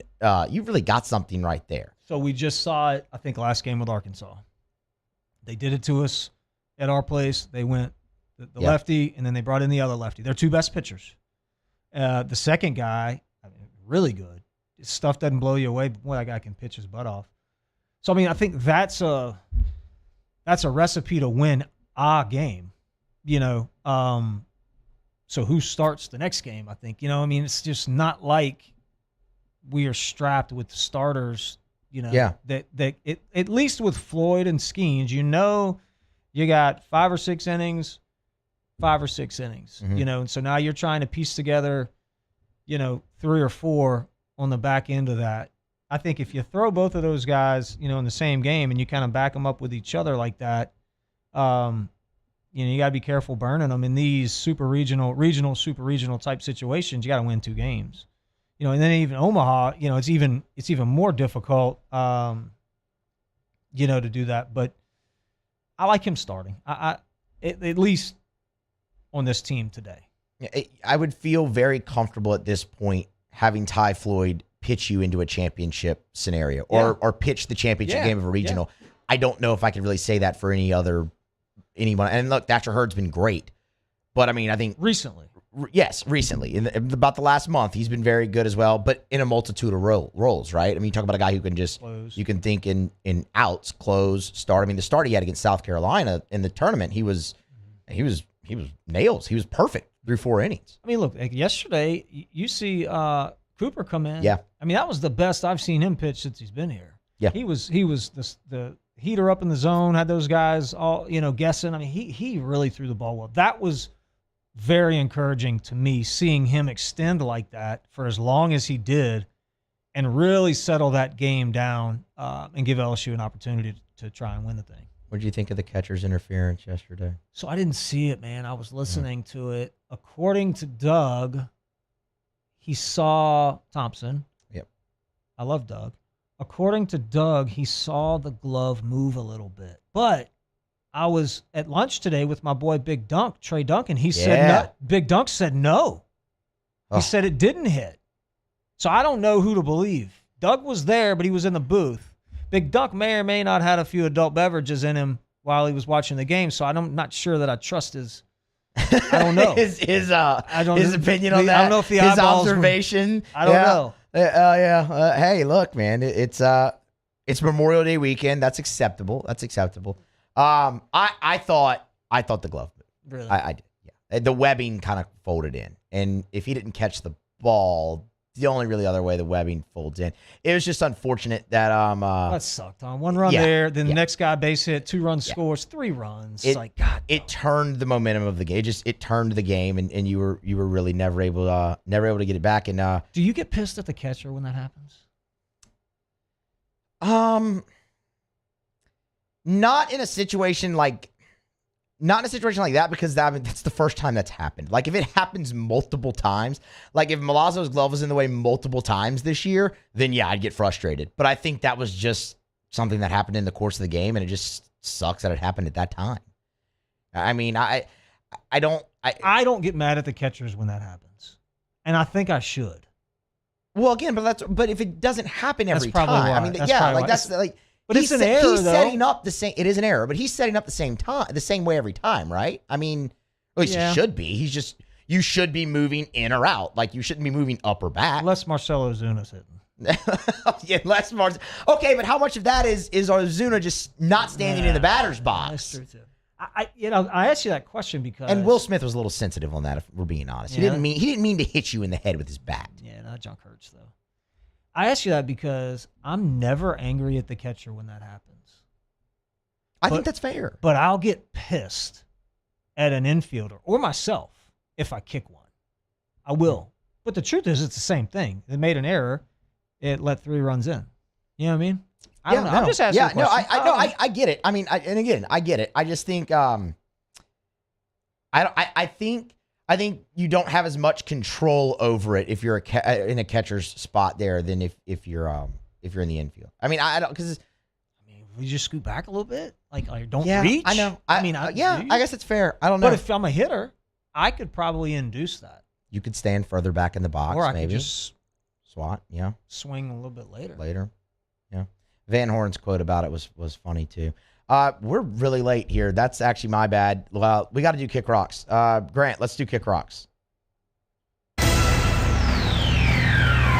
It's time to Kick Rocks with Ryan Theriot. Kick Rocks. Presented by Ruckus. Kick Rocks with shoes from Ruckus. Jones Creek Road in Baton Rouge. Or go to ruckus103.com. Tom Brady can kick rocks. That's a standing kick rocks, but this one's a perpetual kick rock. Kick Rocks. Did you prepare? Yeah. Okay, you can kick rocks for being a middle midget. Kick rocks. Costing your team 4 points. They can kick a whole bag of rocks for that. Get on down the road and kick rocks.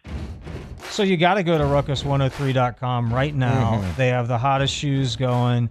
My boy Ronnie Paul, everybody in there. It's the best place in the world. Please go check them out over there on Jones Creek, or just like I said, go to ruckus103.com. Check them out. Big LSU drop coming next month. I think. Yeah, some purple and white donks are coming. Nice. Yeah, lows. So it's gonna be sick. Anyway, so shout out to Ruckus.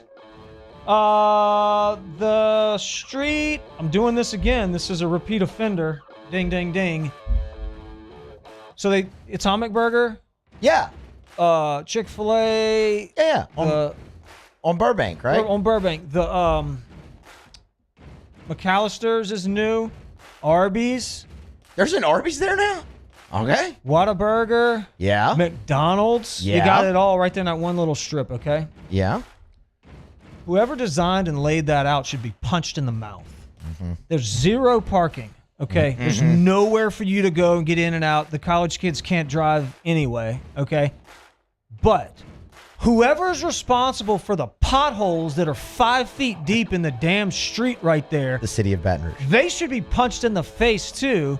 It's unbelievable. You've seen my truck. Yes. It's big and stupid. I thought for sure that I popped a tire yesterday, and I wasn't going fast. If I would have been in a normal car, like a normal sized vehicle, I'm blowing out. You'd have bottomed out? 100%. Oh, no. Don't go over. Nobody eat at any of those places until those clowns fix that. It's horrible. I know exactly what road you're talking about, because when I'd have to go to the Rouse's on Burbank. Go there, ride great, on it great just people. to do it. Yeah, for game day, I'd get caught in them too. Go ride on it. I mean, don't, because don't you might go hurt ride. your car. Shaw Yeah. Bills is right up the road, so you'll be good. That's true. That's true.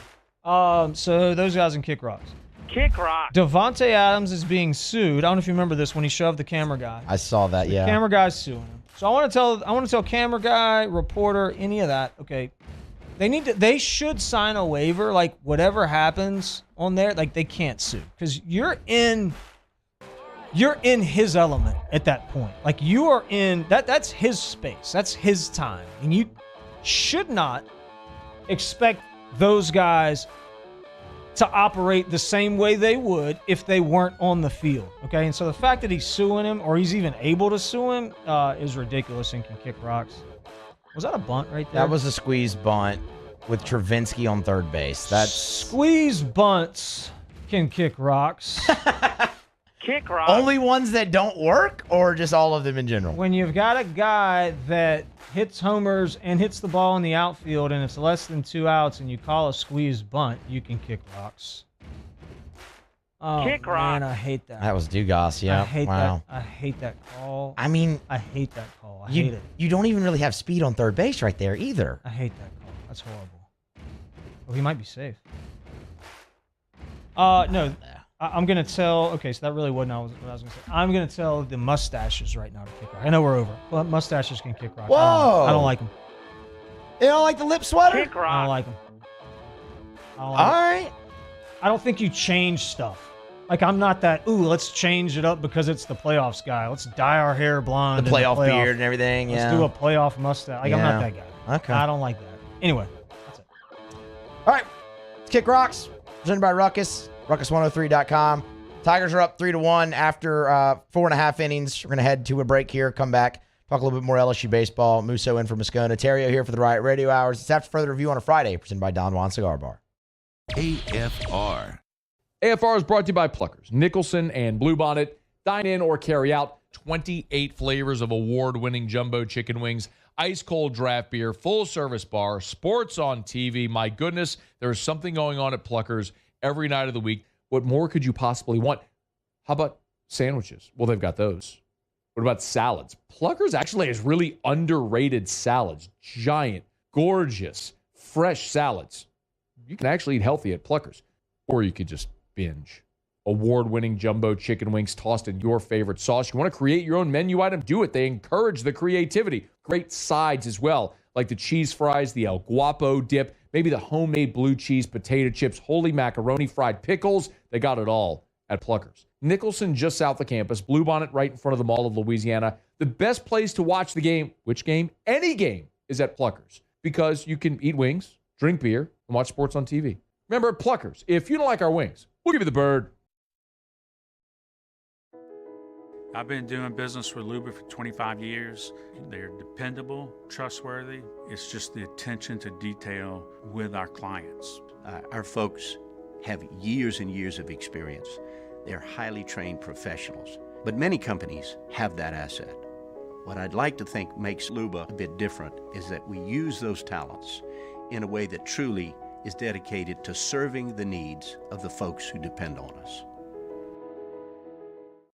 Bayou Ford has $15,000 off plus 0.9% APR for 60 months on all new 22 Ford F-150 SCA trucks and incredible deals on all remaining 2022 inventory, all with Bayou's 1 million mile warranty. The crew at Bayou Ford is going to do right by you. The importance of doing this Fortified program and offering it to people down here is, number one, the only real chance you're going to get to do this is when you put on a new roof or build new.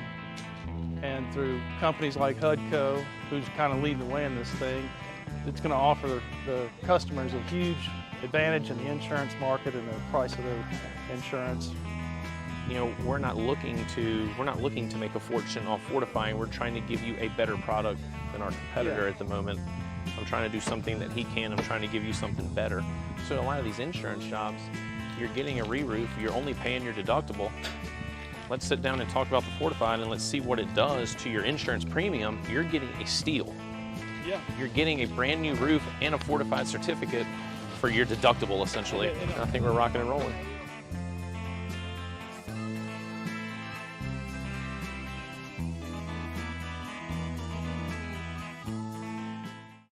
Gulf Coast Office Products is a nationally recognized Savin office equipment dealer based right here in Louisiana. Over 100 employees strong, Gulf Coast has the boots on the ground to support all vertical markets, from education, engineering, legal, and finance. With the latest in office technology, from desktop to production segment units, Gulf Coast and Savin have the perfect fit for you. Call 225-756-2644. That's 756-2644 for Gulf Coast Office Products.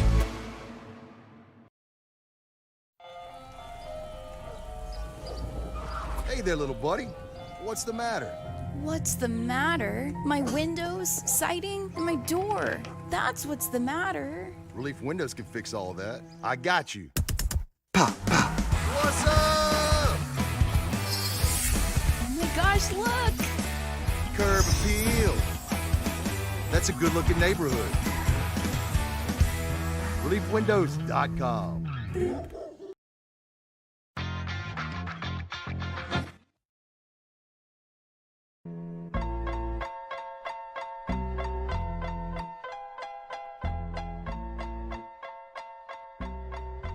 After further review with Matt Moscona, presented by Don Juan Cigar Bar, ESPN Baton Rouge, New Orleans, Alexandria. Brought to you about Michelli Weighing and Measurement, Michelli.com with 30 offices across 11 different states. If you weigh or measure something, Michelli sells, services, rents the products used to weigh and measure. No matter where you are, you can ship your precision measurement devices to Michelli, and they'll calibrate them for you, send them back, or they'll just come to your office, pick them up, and bring them back. They can also do on-site calibration. If you have equipment that can't leave or you don't want it to leave, they can come do on-site calibrations as well with their mobile calibration labs. It's Michelli Weighing and Measurement, online at Michelli.com. Louisiana-born, Louisiana-owned and operated for 76 years. They've continued to grow, expand their footprint while maintaining that local ownership, local feel, handshake deals, face-to-face sales. It's Michelli Weighing and Measurement. They're also hiring. Check out the careers tab at Michelli.com. Again, online at Michelli.com, Michelli.com.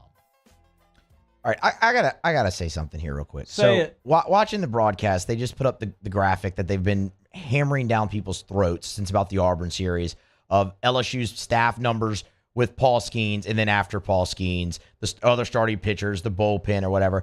And look, fine, whatever. If you're going to throw that graphic up there right now, fine. But after the last couple of weeks, I feel like it needs to come with a disclaimer of, and also here's what they've done the last 2 weeks. Yeah. No, because Ty Floyd's been very good. Thatcher Hurd's been really good. Your bullpen has bounced back about as well as you honestly could ask them to after the debacle that was the Mississippi State series. I hate that graphic. I feel like it's cherry picking a little bit because overall the numbers aren't great. They've won 43 games. Yeah. How many has Skeens won? 10. Okay. So who won the other 33? Thank you. Like I hate that graphic. It aggravates me. Okay, I'm sorry. That's not how we were going to begin this segment, but they put it up there, and because I don't think it's totally accurate. I don't think it's totally accurate. I think at some points, sure. See, thank you. There you go. Now they did it. They heard me, apparently. Now you got starters, bullpen in the SEC tournament. Shutout innings from your bullpen. Now that we're talking about it, they're going to give up a run today. But anyway. Riot Radio hour number 1 here. You're kind of pissed about that. You don't like that. No, I don't, because it's not an accurate reflection of the entire season. Like, I get it. You can get married to stats so much in baseball, and I'm guilty of it too. Like, I am. We all love velo. We all love ERA. We all love batting average and home runs. They've hit 117 home runs this year. I can tell you that off the top of my head right now. Mm-hmm. That's how much we get enamored with that. But when they've won 43 games, and he's only pitched in 15 of them. Right. Yeah. You've had it. It's been good. It hasn't been perfect, but it's been good enough. Yeah. I kind of like it. I mean, you would hope that other teams like, oh yeah, after Skeens, they don't have anything. Yeah. I don't know. It just, it does. That bugs me. That really does. Because I think it's disingenuous. I just do. I'm not going to sit here and tell you they haven't had problems on the pitching staff. Of course they have, but it's been good enough to pair with this offense more often than not. Riot Radio hour number 1. New sponsor debuted it last week. Alpha Customs. We had some imaging that we put together here earlier today for the hour open. What's going on over there at Alpha Customs? I went by and checked them out on Airline Highway over there in Prairieville. So you know that I love aftermarket stuff on my vehicles. It's just what I do. I got my first Tahoe from Eric Lane over at Jerry Lane Chevrolet. I bought my first vehicle that I bought myself after I was drafted in 2001, and I went straight to the rim shop and got rims put on it and tires, and then I went to the audio place and put speakers in the back. So that's what I do. Alpha Customs offers a competitive pricing on all aftermarket wheel, tire, suspension, accessories, modifications, you name it. Tint your windows, like I said, the lifts, the wheels, the tires. I walked through the warehouse, Muse. They got everything sitting there on hand, and they're ready to rock and roll, man. Couldn't have been more friendly. 3 locations in the Southeast. One of the largest on-hand inventories of wheels and tires. Some people call it wholesale pricing. At Alpha, they call it fair pricing. Go check them out at alphacustoms.net. alphacustoms.net. Tell them Ryan sent you. All right, here we go. 3-2. A lot of deep counts here for Floyd. Pitch count getting up there. Griffin Herring's in the bullpen. It's a big pitch. Biggest pitch of the game. It's a big pitch. Tying runs at the plate. Let's see. Who is it? I think he's near the... I can pull up the... I don't want to pull up the live stats of something. Struck him out. He struck him out. Never mind. I wanted to see who it who it was. 6 Ks for Floyd. I think he's trying to get him through 5. That's awesome. That's good. Yeah, and he'd be below 100 pitches, so I mean that would work. What have you made of the way so far? Fastball's got life today. His For breaking sure. ball hasn't been able to command his breaking ball very well. You've seen the changeup a little bit. He hasn't thrown the slider effectively for a strike. These guys are sitting on the heater, and it's still getting by him. So he's got great life on his fastball. Before we hit a break here, what have you? No, that's an out. Okay, never mind. Well, yep, Cruz, easy. All right, there you go. He got it through 5 for Floyd. So LSU Awesome. 3-1, 3-5. What have you made about Jay's approach kind of to the SEC tournament here this year? I mean, they've got everything locked up, but I mean, coaches have different approaches. Like LSU went there with Pulmonary with things locked up, and they were still trying to win it. I mean, you saw them consciously pull Skeens early yesterday to save him. We think Floyd's done below 90 pitches now after he went 116 last week. Tommy White's sitting out today due to rest, things of that nature. As a competitor, though, you yourself, you know what you have coming up, right? But do you like the approach of not kind of, for lack of a better term, not playing to win? No, I hate it. I mean, and I don't think that they're doing that. I think that Tommy White's had some nagging stuff all year, and so you've got Travinsky right now swinging the bat really well, so you can add another bat in the lineup. Obviously, Joe Bear, we talked about earlier, swinging the bat well, and so I think they feel okay offensively. And then with Skeens, the narrative may be we wanted to get him out of there early and rest him, but the truth is he hit 2 guys and he walked 2 guys, 4 free passes. He did not have good stuff, and so it's he's going to say that, and hopefully Skeens hears that, and everything's good and nobody's worried or concerned, and then the general public is, he's just getting a little work in. But in reality, had he been dealing, he wouldn't have came out the game. He'd have kept pitching. So I think they're playing to win. At least I hope they are. In 2000, when we won the College World Series, we went SEC tournament undefeated. Yep. We went regional undefeated. We went super regional undefeated, and we went Omaha undefeated. Winning is contagious.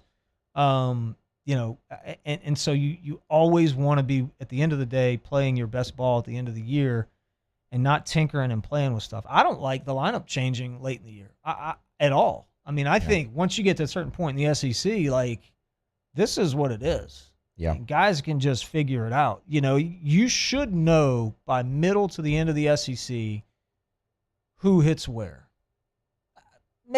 You may move 1 or 2, you may move 2 and 7 or whatever, but you've got your leadoff guy locked in. You know who's going to hit 3, 4, and 5 in your order.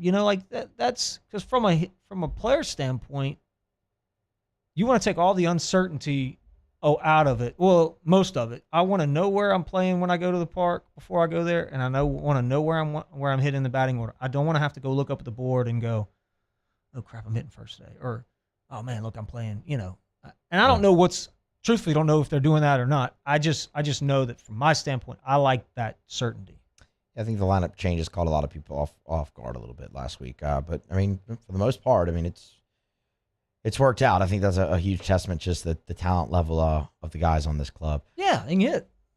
We're going to grab a break, come back, close out hour number 1. We can do some Ask Ryan. We'll continue following along the game here. They're in the top of the 6th inning as Thompson grounds out, and LSU's up 3-1. It's Friday's AFR, presented by Don Juan Cigar Bar. AFR. Get Gordon and get it done. Gordon McKernan Injury Attorneys. You know what to do. If you've been injured in an accident and it's not your fault, get Gordon and get it done. Do what injured people in Louisiana have done for more than 3 decades. Let Gordon recover the damages for you, him and his amazing team of attorneys, to make sure that you were treated fairly. Get Gordon and get it done. You can always call if you'd rather talk to somebody. 888-8888, 888-8888, or go to getgordon.com. That's getgordon.com. And yes, obviously, we want people who are listening, who have been injured, who need representation to call Gordon McKernan Injury Attorneys. But I always love telling you also about Gordon the person and about all the great things that Gordon and his firm do in our community. It's Gordon McKernan Injury Attorneys. If you go check out Gordon's social media, would highly recommend, by the way, you follow Gordon on all the social media platforms. You can see Gordon with Port Allen Elementary School on the final day. You can see more about the G team. It's all there. You know what to do. Get Gordon and get it done. Gulf Coast Bank and Trust is giving our customers the power to bank anywhere, anytime during this challenging event. And we're right there with you. Our mobile banking app is a smart way to manage your money and time. Gulf Coast Bank and Trust, the bank that cares about you.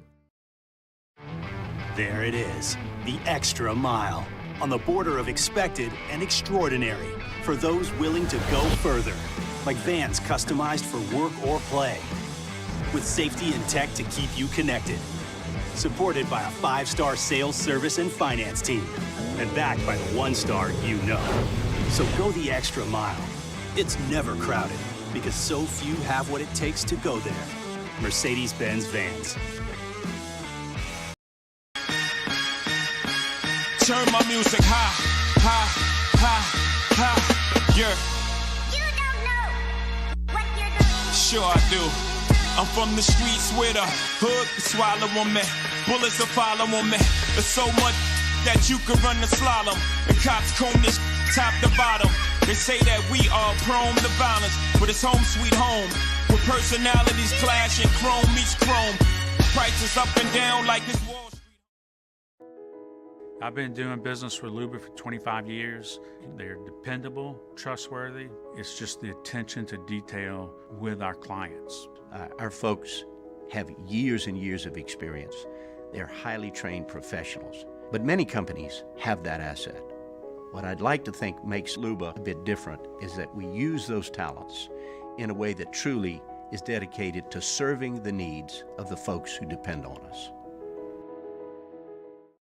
When is a taco more than just a taco? When it's Government Taco. Voted best tacos 3 years in a row by 225 Magazine, Government Taco puts the most delicious spin on tacos the capital area has ever seen. With creative combinations like the Magna Carrot, the Filibuster, or the Steak of the Union. Plus perfect tortilla chips paired with the best salsa and queso you've ever had. And happy hour every day from 3 to 6 p.m. and all day on Thursday. Government Taco, 5621 Government Street.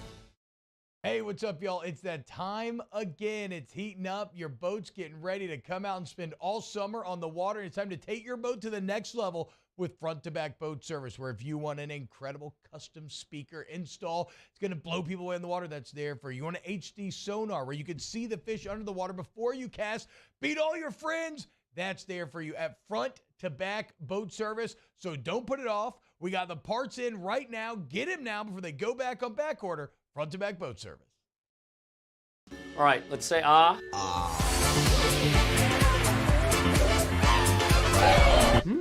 Where'd my spotlight go? Super weird, but we can take care of it. Get in and get better at Patient Plus.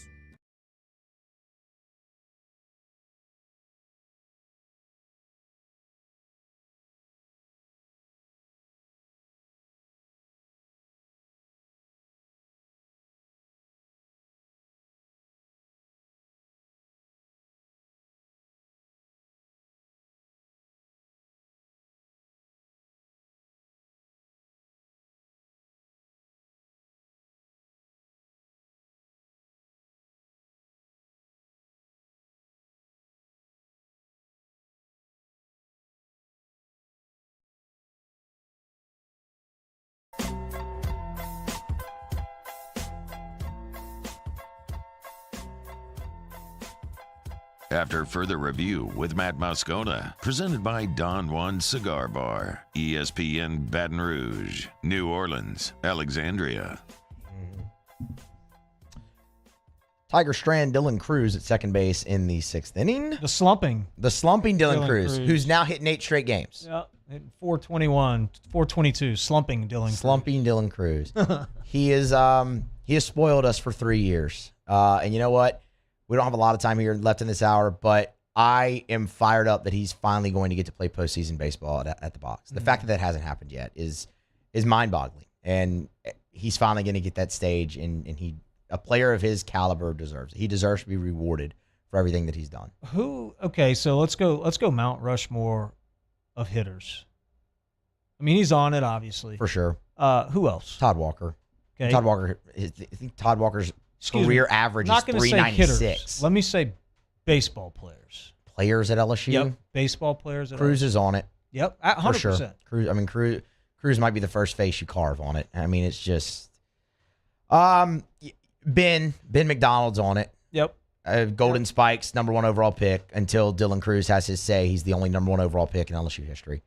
I think those are your two, like, cut and dry, and I think after that you can really start have some tough conversations. Because I mean, I think a lot of people would want to say Bregman. He's the highest position player drafted. Brooks Wallace Award winner as a freshman. Todd Walker deserves consideration. Eddie Furness. I mean, Aaron Nola. We didn't even mention Aaron Nola. Is Cruz the best position player? I think so. Today. Yeah, I think so. I think so too. I think so. And look, my idol. I mean, these are you mentioned Todd, but like Todd and Russ Johnson and all these guys that that I mean just I idolize. I mean, you watch the year that you see the year, and I don't know if you may be a little bit too young, but that Brandon Larson had as a shortstop at LSU, which was just the dumbest thing I've ever seen in my life, with all those homers. But what he represents is really good. Yep. All right, we're going to grab a break, come back. We'll continue the Mount Rushmore conversation. That's a fun one. Hour 3 is next. AFR. I'm Chris Nakamoto, and here's what I'm working on for my stories on WBRZ Channel 2 tonight. A suspected serial killer gets another shot at freedom this week. It comes years after the WBRZ investigative unit exposed attempts to release him in the past that almost happened. Hear why the parole board made the decision they did that will keep Samuel Galbraith locked up for at least 2 more years. I'm Chris Nakamoto from WBRZ. Watch more tonight on WBRZ Channel 2.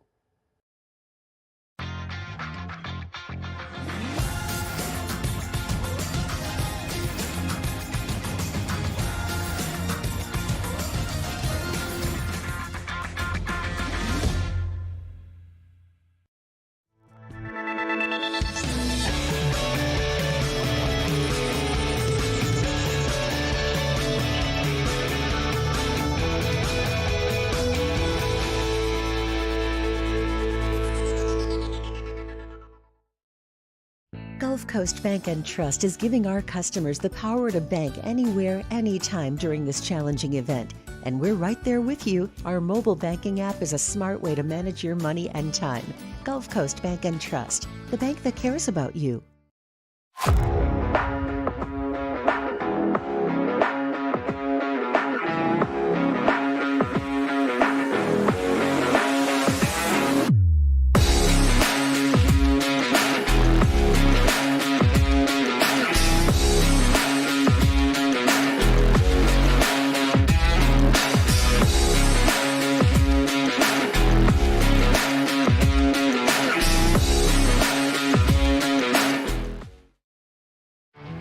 There it is, the extra mile, on the border of expected and extraordinary, for those willing to go further, like vans customized for work or play, with safety and tech to keep you connected, supported by a 5-star sales, service, and finance team, and backed by the 1-star you know. So go the extra mile. It's never crowded, because so few have what it takes to go there. Mercedes-Benz Vans. Gulf Coast Office Products is a nationally recognized Savin office equipment dealer based right here in Louisiana. Over 100 employees strong, Gulf Coast has the boots on the ground to support all vertical markets, from education, engineering, legal, and finance. With the latest in office technology, from desktop to production segment units, Gulf Coast and Savin have the perfect fit for you. Call 225-756-2644. That's 756-2644 for Gulf Coast Office Products. Bayou Chrysler Dodge Jeep Ram has $20,000 off new 22 Ram 1500 SCA trucks and incredible deals on all remaining 2022 inventory, all with Bayou's 1 million mile warranty. The crew at Bayou Automotive is going to do right by you.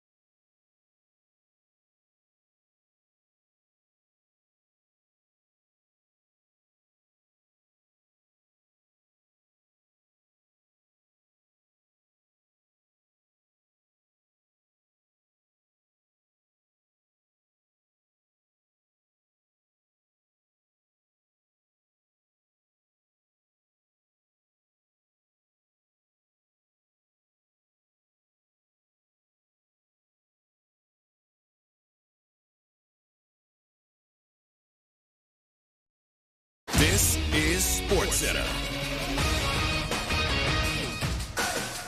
I'm Doug Brown. The Arizona Cardinals cut wideout DeAndre Hopkins today. That move will save the team just over $8 million in cap space. Where will Hopkins go next? ESPN's Mike Tannenbaum. Two jump right out to me, Kansas City and the Patriots.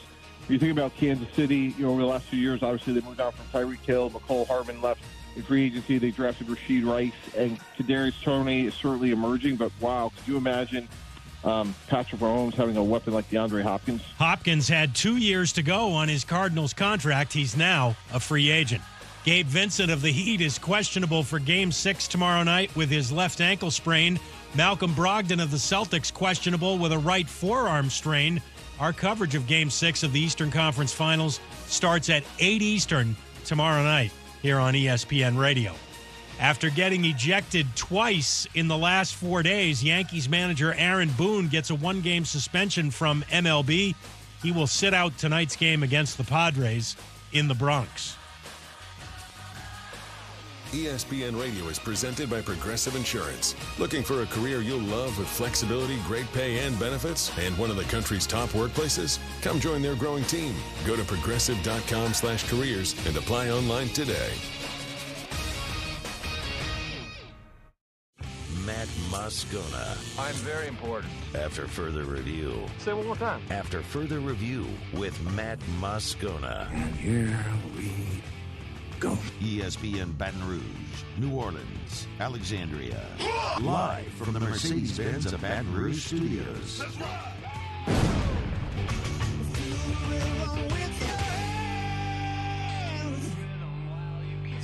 You can't handle the Riot Radio Hour.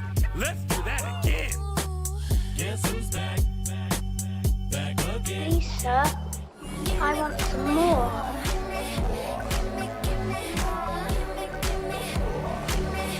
The Riot Radio Hour, presented by ProCharge EV.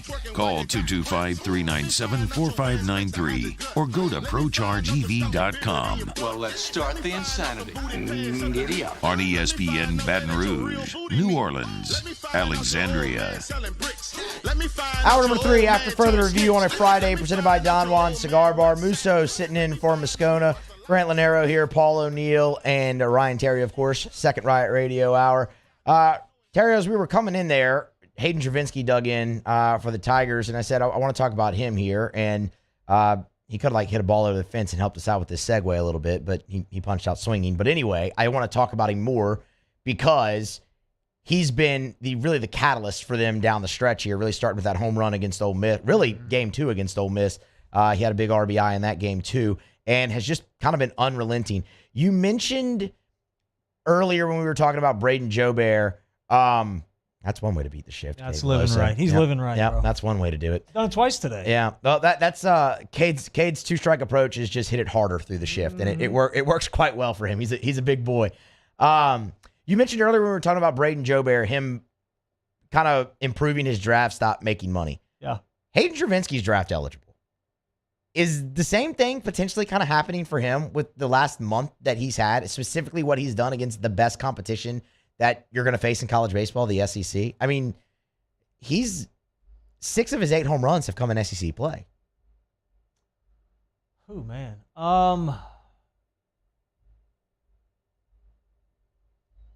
I think he has. I think he probably has, but I don't think he goes. Okay. I think he was not even on the radar and went to being on the radar, kind of on the radar. The interesting thing is, and I said this a few weeks ago, in order to win a championship, there's always like this unsung hero. I'm not saying it's just some dude that nobody ever heard of, but somebody steps up and does something extraordinary. And if you look back, all the championship teams that I've been on, it was guys that I say came out of nowhere because they were good players. I'm not saying that. I'm just saying Ray Wright's catching right field, yep. Ben Saxon winning ball games for us in 2000. Trey Hodges, who was hurt all year, winning ball games for us. In 2011, David Freese, right, who was a good player, but for some reason, he's Mr. October, right? And then in 2012, Pablo Sandoval hits 3 homers in a World Series game. Again, good player. The best player? No, not by any means. And so for me, Travinski represents that right now, where we're seeing a guy with some contributions on the back half of the season who was a good player. Yeah. I mean, coming in, he was a Gatorade Player of the Year in Louisiana, and, but I didn't see a path for him to get on the field, truthfully. I mean, all we heard about was Brady Neal. You watched him in the fall, so did I. I'm like, this kid is legit. Mm-hmm. Like, he is a real guy. Should still be in high school, too, by the way. Yep. And so it's going to be Neal, and he's going to hit. And then when it's Skeens pitching, or got to have a defensive guy in there, you put in Milazzo because he's really good. And injuries happen. And next thing you know, you got a dude in Travinski that's got the mustache doing the whole deal. Like, he's the guy, So I hope he doesn't get drafted and go because he's a heck of a ball player. But, man, he's really played well. Hayden Travinski closed the regular season hitting .351 in SEC games only. .351, 6 homers and 13 RBI. So 6 of his 8 homers and a .351 average in conference play. I mean, that's, he didn't play much before that either. I mean, no. Because Neal was there and yeah, and Milazzo, and I mean, look, Milazzo's had a really nice year at the plate too. I mean, he's sitting a shade below 300 now. Like, Alex has come up with some clutch hits for LSU. I mean, yeah, Travinski's been awesome, really here down the stretch for LSU. I liked him last year too a little bit. Yeah, I mean, I did. I thought there was some potential for him there last year. We're talking about Travinski. I mean, he's another one. You look at him, you're like, that's what they look like. It's a big old boy. I mean, he's huge. Mm-hmm. I mean, and he's just turning around 97 like it's nothing and hitting it over the scoreboard. He kind of looks like was made in the lab, and now the talent kind of always there, like you said, Gatorade Player of the Year and whatnot. Dugas, is that going to drop in? No. We run into each other. Oh man, that was tough almost. What have you seen from Gavin the last few weeks? I don't think he's healthy. I was about to say, is it just as simple as the shoulder with him right now? Yeah, I think he's hurting. I can just tell by the swings. Obviously, you can tell by the throws. Yeah. There's nothing on it, but it looks not as the swings are definitely not as intentful. When you have an injury, whether it be elbow or shoulder, throwing it bothers you. But when you swing and miss, it really hurts. Mm-hmm. When you get extended, that's when you'll feel it. Like, position players. I had a UCL small tear in my UCL my last year, so it's Tommy John, right? And I could throw okay, and I could hit fine, but when I would swing and miss, I mean, it just killed me. And I see that with him, where like he starts, but he doesn't really attack the ball like he was earlier in the year. I think he's hurting, but if he's at 80%, for sure, I think he's still a damn good player, and he's a guy you got to have in the lineup. And if it's 2 outs, bases loaded, last inning, obviously I want Cruz up, but he's right there, right behind him. For me, just a guy that's been there forever and hometown boy, and bleeds purple and gold, so he's got to be in the lineup. He's definitely one of the program players that you always see at LSU that have meant so much to so many of their best teams. Sure. Wears number 8. I mean, you're not going to keep him out. You're like, he's a guy you got to have in the lineup. I think if Jay Johnson told him, hey, we're going to sit you out today, Gavin would probably just go write his name into the lineup card anyway and scribble out whoever was in place for him. Dude, I remember Blair, he reminds me of Blair Barbier a lot. Yeah. And I remember Blair played his last year when we won the World Series with a torn quad. It was black and blue from his hip to his knee. Nobody knew that, but his quad was torn. It was disgusting. He wasn't coming out of the game. Like, it wasn't happening. You got to have those guys. Yeah, for sure. I mean, absolutely, for sure here. Griffin Herring back to the mound for LSU. The true freshman, man, it's been a really, really strong season for him. That was a 9-pitch 6th inning for him out of the bullpen, continuing what the doctor ordered. You got to look at him there in the bottom half. Yeah. Thoughts? Yeah, I haven't locked in on him a whole lot this year. It's kind of the first time that I've really watched a whole inning, to be honest with you. But, I remember when was it 2 years ago when Coleman in the Super, I think, kind of burst on the scene. Yeah. It was 2 years ago before he got hurt. Yeah. Very similar. I mean, good control of the breaking ball, gets ahead with the fastball. You know, something about those lefties, man. You know, and I always had success off of them. But guys that can locate the breaking ball, and you're throwing mid to upper 80s, low 90s, and can locate your breaking ball, there's always going to be a place for you. His mound composure is what looks like, you know, mature beyond his years for me. Yeah, I mean, and look, he came from a power of just an athletic powerhouse in Texas, in South Lake Carroll High School, which, I mean, doesn't matter what sport, they just breed athletes at that They're place. studs over there? Yeah, they just breed athletes at that school, and he's kind of the next in line there. I kind of looked at him earlier in the year as, you know, okay, he's probably going to start like getting his footing in the midweek, but could he emerge as a weekend arm out of the bullpen? And he has, and he's, I mean, right now probably one of your most trusted arms outside of Guidry, Cooper, and hell of a name too, Griffin Herring. I like it. Yeah. Okay. Yeah. Griffin wasn't in your letter the other day when you were slamming baseball names. Griffin was not one. Yeah. Griff. Yeah. For sure. Here, he's in a little bit of trouble here. First runner on first, a little pick move. Good Lord, slow the game down here. Why don't you? Tigers lead 3-1 in the bottom of the seventh. We're gonna grab a break. Come back on the other side. Continue following the game here. We want to talk about Javen Coleman before we get out of here, because he could be in line for a pretty big start tomorrow if LSU does hold on. If not, the next time you'll see him is in a regional. But it's been a nice. They've brought him along very well, and he seems to be finding his footing now. About 6-7 outings into his season, so we want to talk about that. And one of your favorite coaches at LSU, her team got a pretty nice honor today. Oh, yeah. That we definitely have to mention as well. So that's coming up as we continue the Right Radio Hour after further review presented by Don Juan Cigar Bar on a Friday. Come back with us. AFR.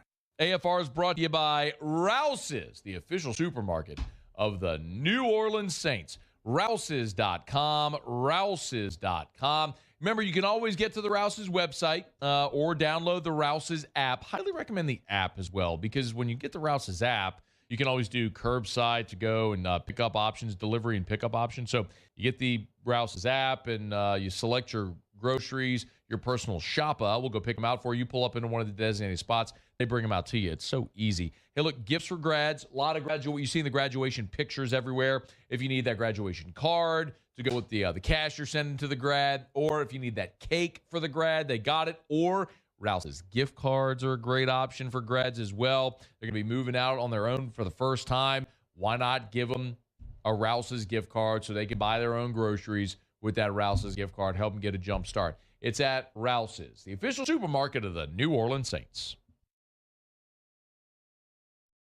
Hey, what's up, y'all? It's that time again. It's heating up. Your boat's getting ready to come out and spend all summer on the water. It's time to take your boat to the next level with front-to-back boat service, where if you want an incredible custom speaker install, it's going to blow people away in the water, that's there for you. You want an HD sonar where you can see the fish under the water before you cast, beat all your friends, that's there for you at front-to-back boat service. So don't put it off. We got the parts in right now. Get them now before they go back on back order. Front-to-back boat service. The world's leaders in obesity research, obesity medicine, and obesity science are right here. We're doing something that no one's ever done, or trying to answer a question that no one's ever asked before. Pennington is a real jewel when it comes to research. We are finding the solutions to the world's worst chronic disease, which is obesity. Louisiana needs Pennington Biomedical.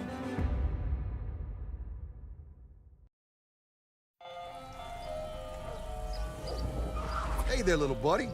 What's the matter? What's the matter? My windows, siding, and my door. That's what's the matter. Relief Windows can fix all that. I got you. Pop, pop. What's up? Oh my gosh, look! Curb appeal. That's a good-looking neighborhood. ReliefWindows.com. I've been doing business with Luba for 25 years. They're dependable, trustworthy. It's just the attention to detail with our clients. Our folks have years and years of experience. They're highly trained professionals, but many companies have that asset. What I'd like to think makes Luba a bit different is that we use those talents in a way that truly is dedicated to serving the needs of the folks who depend on us. When is a taco more than just a taco? When it's Government Taco. Voted best tacos 3 years in a row by 225 Magazine, Government Taco puts the most delicious spin on tacos the capital area has ever seen. With creative combinations like the Magna Carrot, the Filibuster, or the Steak of the Union. Plus perfect tortilla chips paired with the best salsa and queso you've ever had. And happy hour every day from 3 to 6 p.m. and all day on Thursday. Government Taco, 5621 Government Street. There it is, the extra mile, on the border of expected and extraordinary for those willing to go further, like vans customized for work or play, with safety and tech to keep you connected, supported by a 5-star sales, service, and finance team, and backed by the 1-star you know. So go the extra mile. It's never crowded, because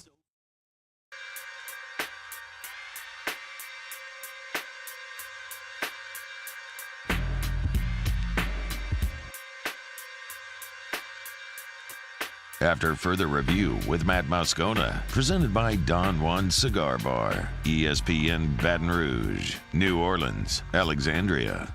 The Aesthetic Medicine and Anti-Aging Clinics of Louisiana.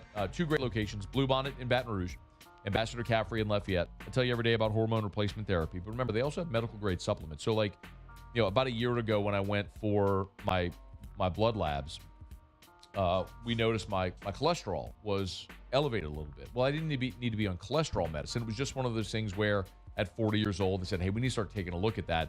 Look, why don't we try a supplement? So we tried Coritin. So I started taking Coritin as part of my daily regimen, and that, a little bit of weight loss, and my cholesterol has come back to normal, healthy levels. So things like that, catching things early and safely supplementing you to get you to healthy levels is all about maintaining a healthy body, a healthy lifestyle, a healthy body composition as well. It's at the Aesthetic Medicine and Anti-Aging Clinics of Louisiana.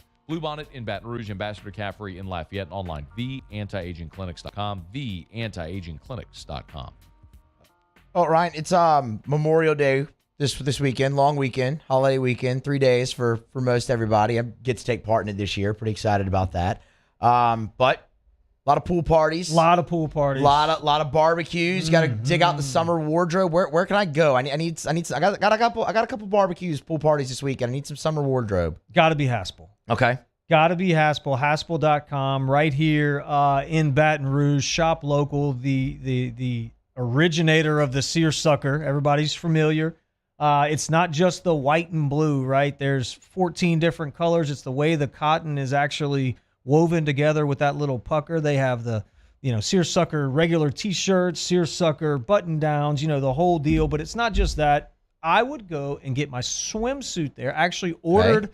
So 2 days ago, I ordered a bunch of socks, 2 swimsuits, and some shorts from Haspel. Got a notification that it was delivered to my office today at 1:00. So I'm from here, I'm going back. Go back, yeah. I gotta get the goods, man. I gotta get the goods. And Thursday, June 8th, 5 to 7 p.m., Virgin Hotel in New Orleans, the Dreamboat Poolside Lounge is National Seersucker Day. Ooh. Everyone is invited. Okay. U.S. Senator Bill Cassidy will be there. We're going to have Dianne Feinstein. We have all kind of cool people there. You got to RSVP at Haspel.com. Jolie and Elizabeth will be one of the presenting partners, but it's going to be a really cool deal. I'll be there as well. Wear your seersucker. Go check them out at Haspel.com for everything you need. Code Riot10 still? Code Riot10. Yeah, that'll get you 10% off your order. Absolutely. All right. Get over to Haspel's. That summer wardrobe, Memorial Day weekend's a great time to do it. Griffin Herring's hit skids a little bit here. He just walked a guy, so he had the. You said this guy was good. He stinks. Whoa. I mean, he is good, right? I mean, I don't know. Is he? I don't know. Well, he had a great 6th. All right. Gave up a couple knocks here to start the. Vinsky's yelling at him right now. It looks like. Gotta fire him up, man. The vet catchers go out there. We need a strikeout. Was that first and second? Or That's second first and third? second. First and second. First and second, one Okay, out. Oh, you're good. You're 1-1 ground ball. already in. Yeah, you're ground ground ball double. away. Ground ball. That's Yeah. it. Hey, man, you're one pitch away, dude. That's what you tell him right there. Hey, man. You're one pitch away. One pitch away. Good changeup right here. He rolls over it. We turn two. Like, all's well. We're good. You're nearing the. You're working where you're not. And the truth is, we shouldn't have tried to squeeze a couple innings ago, and we wouldn't even be in this situation. Yeah. LSU, they've definitely had opportunities in this game to extend the lead a little bit more, but is this Hunter? Oh, crap! Oh, we're screwed. You got the top. God. You got the top of the order up, and this guy, Hunter Haas. Well, that's it. He is not going to face Hunter Haas. Here comes Jay Johnson right here. I would imagine this has got to be Gavin Guidry. This is going to be slider coming here. I would imagine it's got to be Guidry. Go righty here. I get it. Some guys obviously are. That didn't look like Gavin Guidry. Who was that? Yeah, he was on the right. Oh, was he? Okay. Yeah, he was okay. on the right.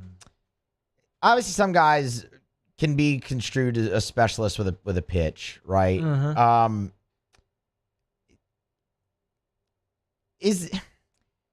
trying to really think of the way I want to ask it. Is there kind of a time and place for that necessarily? I mean, he's going to come in here first and second, 1-run game, top of the order up, and as you said, it's going to be slider. And yeah. If we know that, yeah, he knows it. The batter knows that. Sure. But I mean, it's like, I remember facing Trevor Hoffman, who had one of the most devastating pitches, in the history of Major League Baseball, and his split finger fastball. So his splitty was, literally it would just fall. It would come out his hand like a fastball, and it just fell straight down. Like you knew it was coming. Mm-hmm. You knew he was going to throw that pitch. Mariano Rivera, you knew the cutter was coming. From a hitter standpoint, I never wanted to swing at that guy's best pitch. But in the back of my mind, I knew it was coming. It was his best pitch for a reason. Yeah. Right? And so it's hard. So what you do offensively, like for me, or for good hitters, you try to eliminate that pitch. So if I recognize the slider or recognize the splitty, I'm just not going to swing because it's too good. When a guy keeps throwing it, that's all he throws, like you swing anyway. Well, there's a reason why it's his best pitch. You may hit it. You're not going to hit it hard. Or like in Mo's case, he's just going to break your bat. Yeah. You know what I'm saying? Like that's just the cutter. Oof. What's the guy's name? Oh gosh, I think he just retired. Sergio Romo. Yes. The Giants. Yeah. Super slider. That's all he threw. Slider. It's coming. But because you know it's coming too, I'll say this: you're more apt to chase it. Okay. Yeah, because you're waiting on it. You see it. Oh, there it is, and then you'll chase out of the zone. That's a thing. That makes sense. That makes sense. But look, I'll say this. I think this is, for me, this is ultimately what I want to see from LSU right now, though. They went Sam Dutton. Oh man. Okay, that's interesting. Is that good or bad? I don't know. Well, he throws strikes, but 30 hits in 19 and a third innings. That's something. He threw but 5 walks. So he's going to be in the zone. It's just how quality are the strikes going to be. I like Dutton's stuff a lot. I really do. It's just I think the consistency of the quality of the pitch just needs to improve. But he's still young. He's loved his family. It's his second year. Yeah, they were great. Yeah, for sure. You didn't want to be on the bad side of them. Absolutely here. Well, this is a hell of a spot for Dutton. But again, like I was going to say before we realized who it was. Does he throw a changeup? He does. Oh, that's what we do. He's got 4 pitches: fastball, slider, curve, change. Throw the changeup. That was okay. If he can just go changeup. Throw 4 of them. 4 changeups, and then try to get a double play. Okay. Look, I'm here for it. What do you think about that? I like you said, you're a ground ball away, and he should very much be in the zone. Haas is just they're curveball. There it is. Now we'll go changeup. That was a dandy too. Got the called strike right at the knees on the outside. I hadn't heard that word in a while. Dandy? Yeah, you like that? It's a good word. It's a good word. It's a good. I like it a lot too. Baseball word. Baseball word. Is that just because it ends in the Y? Yeah. Yeah. It's just because it ends in the Y there. Curveball or changeup. Probably curveball again. Yep. Oh, he hit a homer. And he just absolutely murdered. Oh, he hit a homer. Oh no! You should have thrown the changeup. He hung it. Man, he just absolutely hung it. Oh, well. Yeah, that's. What are you going to do? And what are you going to do? That kind of speaks to what we were just talking about, though, right? I mean, he's going to be in the zone. It's just, is the quality of the pitch going to be as consistent as it needs to be? I mean, that was the polar opposite of the first curveball that he threw. The first one he threw was right at the knees on the outer half, and that one was belt high over the middle of the plate.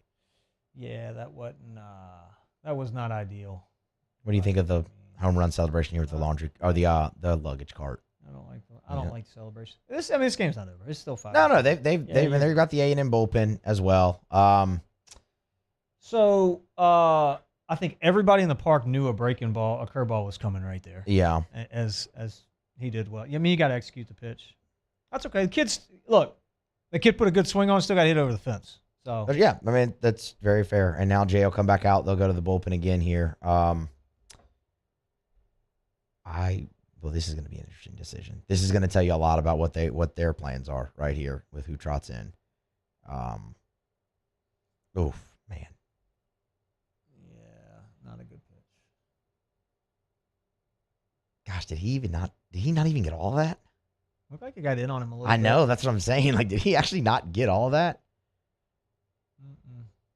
Wasn't a cheap one, man. Hit it out of that ballpark. It's not cheap. Okay, well, we were going to talk about Javen Coleman here, especially if they were going to hold on. They're just going to take a comeback effort now from the Tigers, which they are more than capable of doing here. I'm trying to wait and see who they're going to bring in, but they keep showing the stupid luggage cart celebration on a replay. Which, do you really need a replay of a guy being pushed down the dugout? What's wrong with Brady Neal? He was taking bat and it's a back. He was taking bat in practice and was in a squat, from what Jay said, leading into this tournament. But I don't know. I mean, that's a good sign, but he hadn't played yet again. But then again, I mean, you got Travinsky right now. I mean, do you? I don't think you. I don't know, man. You don't make that move, right? Even if he's healthy. I don't know. I mean, who's DHing right now? Beloso today. I mean, it's either been Beloso, Joe Bear, or Hayden Travinsky. Yeah, I like all three of their bats. Neal was kind of. I mean, he started off really good. He did. Kind of slowed down a touch there for the injury. But he's had some big at bats, man. I mean, like, I like him. He's a good player. Yeah, I mean, he took Chase Burns deep. That kid's going to be a first-round pick next year. He took Hagen Smith deep. I mean, I think we know how good Hagen Smith is from Arkansas by now. He carved you up again yesterday. So, I mean, he's had some really big at bats in big moments this year. It's more quality over quantity, I think, with Brady Neal, and he's got a great eye at the plate. He's walked a bunch. I was about to say, there's Javen Coleman. Good. We get to talk about him. And that tells you very much LSU's plans here. They're going to see what they can do, get out of here with a win, and then tomorrow let the chips fall where they may. This would throw a wrench in your plans of starting. It'd probably have to be somebody Blake Money or something like that if you do start. But now that Coleman's in, let's actually talk about him a little bit, because let's see, this is appearance number 7. And for a while there, he was going good, good, yeah. good, And I think that's to be expected, obviously coming off an injury like he had and not pitching in 14 months. But I thought the outing against Georgia, where he got the start, game 3 again, I didn't think he actually pitched all that bad. I thought there had some tough breaks defensively kind of go against him in that ball game, and I thought he pitched better than his line indicates. What have you kind of made about the way they've brought him along coming back from that injury? I mean, I think it's been very very guarded, as it should be. Pitch count early, and they stuck to their guns, and they've brought him along right where they need him to be. I mean, look, the truth is, you want this guy peaking regional, super regional Omaha, and that's when this injury occurred. A couple years ago, you get him, a year of rehab is generally what it takes, and the kid's back there. So, I mean, I think it would just kind of be poetic justice to have him coming back and pitching at the level that we remembered him. But they've handled it perfect, and I think he's a giant shot in the arm if you can get him back there. What role could he play? I mean, because we've seen him start and be pretty good. I mean, the start he had against Mississippi State. Now he only threw, I don't remember, 40 some odd pitches, and he got you 8 outs. but he was great. He was one run. He was in the zone, pounding the zone, whatnot. So I think we all know he could extend. And I think whenever you saw him extend, you brought up the postseason outing as a freshman where he really extended. Everybody had tabs on him being a starter, but you've seen him start. You've seen him come out of the bullpen. I would imagine pitch count's a huge role for him. How much can you actually extend him? But certainly a guy regional where you look at it and go, okay, maybe he can be the guy you run out there against the 4 seed. And you have Skeens, Floyd, Hurd, everybody ready to go. Well, it's definitely a different look. I mean, it's not the power righty arm. Yeah. And I think there's something to be said for that too. Especially when you're playing a 3-game series and you're going power righty, power righty, power righty. I mean, to give them a different look there, it's like you don't want all the same guy, constantly coming in. From a bullpen standpoint too. I mean, that's why these sidearm guys have success. Their stuff's not any good. It's just a different look. Do you think he fits in one role better? From what I mean, obviously we don't have we don't have a large sample size of him. So a couple years ago, it was like a long relief deal, and he's pitching multiple innings. He gets extended, and so I think we've only kind of seen him start. You haven't seen him in high leverage, middle of the game type scenarios until right now. I mean, this is the first time that I think we've seen him out of the pen in a meaningful game in a big situation. Yeah. So to see like what does the velocity do when you're coming out of the bullpen as opposed to starting? What are your go-to pitches? I think we've seen the fastball, the curveball, and the changeup. The changeup's got hit pretty hard, and the fastball got hit hard, although it was a good pitch.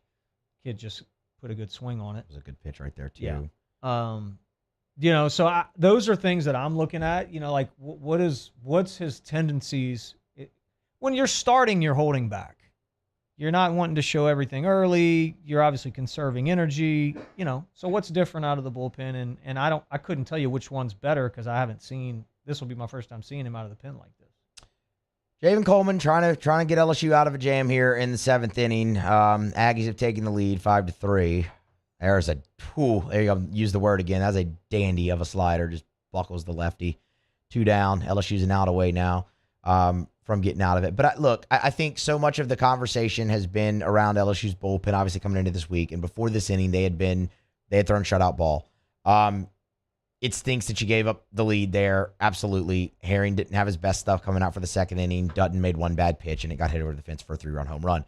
If Coleman comes in here, though, and can get you out of it, I think you still feel very good about the bullpen so far this week. Yeah, I mean, for me, Herring's a plus. And Dutton's a plus. Coleman is a must. If you want to win, this guy's going to have to be a dude. At some point, Gavin Guidry's going to have to be a dude for you. That's just how the game's going to play. I mean, we know what Skeens is going to do. We know what Floyd's going to do. But Coleman, he's got to be a guy, and so does Gavin Guidry. And then there's going to be 2 or 3 others that are going to have to give you some outs. We saw what Riley Cooper was able to do. You can extend him if you need to. But these 2 guys, I think Coleman and Guidry are going to be kind of the wild cards. And I hate to say it, but we're going to go as far as they can take you. Truthfully, I mean they're going to be leaned on heavily. When does the pitch count stop? Is my question. You know what I mean? Yeah. So see, I'm glad you brought that up here because that was like my main want from them this week was to get him a start, to see if they did extend the pitch count again, because it has extended each time. At Georgia, it was 65-70. He got to 65, they pulled him. So my thought process was, okay, if you can get him on the mound to start in the SEC tournament, can it go from 65-70 to 70-75, or maybe 70-80? It hadn't done that, though, yet, has it? No. 65-70 has been the most. Yeah. And then if you were able to do that, can you turn him loose to 80-85 against the 4 seed in a regional? Like, that was kind of my way looking ahead thought process. But just getting him on the mound here is big. These pitches right here are much more difficult to execute than the ones in the first inning against Georgia, leading the game off. Coming in the middle of the game, trying to keep the score where it's at, guys on base. High leverage pitches are much different. They're much harder on your body than the ones in the first inning. He is really trying to get that fastball past this kid, and he is just spoiling it. The velo is down a little bit for him when he first came back. What? Yeah, I mean, so he was low to mid as a freshman. Yeah. In his debut bat, look, he's rocking the mustache too now. That's brutal. He was throwing some 86s and 87s in the beginning. There's 92. There, see, that's a little bit more like it. And I mean, when his first game back, it was that Nichols game. I mean, he touched 96. Oh, did he? Yeah. Okay. It was one pitch, but I mean, he was comfortably 93, 94 and bumped the 96. And kind of was for his next outing too. And after that, that's when the 87 started. And it's just like, okay, I don't know if he's ever. I've never seen him do that at LSU. Who is this little guy just fouling every? Would you stop it? He's a just pest. Get out. Why He's a don't you? pest. What are we doing? This is the 8th pitch of the at-bat coming up right here. 8th pitch of the at-bat coming up. Do you stick fastball or you go something else? Just let him hit it. I mean, at what point are you just like, okay, just hit it. Hit it somewhere. Enough is enough. And he spoiled about 2 pitches in a row. He spoiled another one, 92. In on the hands, but just caught him again. All right, we're going to grab a break, come back. Hopefully this at-bat will be done by then, and LSU will be out of the 7th inning. It's Friday's AFR, presented by Don Juan Cigar Bar. Stay here. AFR. Brought to you by Clegg's Nursery. So I mentioned this past Saturday we were out by the pool all day. Naturally, we had some friends come over, and you just did a pool day. And naturally, we had to have the outside looking good. So we went to Clegg's. Erica bought a whole bunch of flowers, put them in the patio pots all over the outside, some by the pool, one by the water feature on the pool, all that sort of stuff. We had to get some wasp spray and some wasp nests outside. So naturally got that, of course. Clegg's, partner of True Value Hardware Store. You get anything that you find at a True Value Hardware Store, you also get at Clegg's. We also got the mosquito barriers that I tell you about all the time. It's so easy. It's called Aeon, AION. Same product I've told you about forever, just new name. Just go to Clegg's and say, where's the mosquito thing Moscona talks about? They'll know. Fill it up with water, shake it up, hang it on your property line, done with mosquitoes for 90 days at a time. You get it all at Clegg's Nursery. 4 locations. Buy local, shop local. Clegg's Nursery. I've been doing business with Luba for 25 years. They're dependable, trustworthy. It's just the attention to detail with our clients. Our folks have years and years of experience. They're highly trained professionals, but many companies have that asset. What I'd like to think makes Luba a bit different is that we use those talents in a way that truly is dedicated to serving the needs of the folks who depend on us. Bayou Ford has $15,000 off plus 0.9% APR for 60 months on all new 22 Ford F-150 SCA trucks and incredible deals on all remaining 2022 inventory, all with Bayou's 1 million mile warranty. The crew at Bayou Ford is going to do right by you. Hello, Samantha, dear, I hope you're feeling fine. And it won't be long until I'm with you all the time. But until then, I spend my money up right down on my last dime. Come home in Baton Rouge.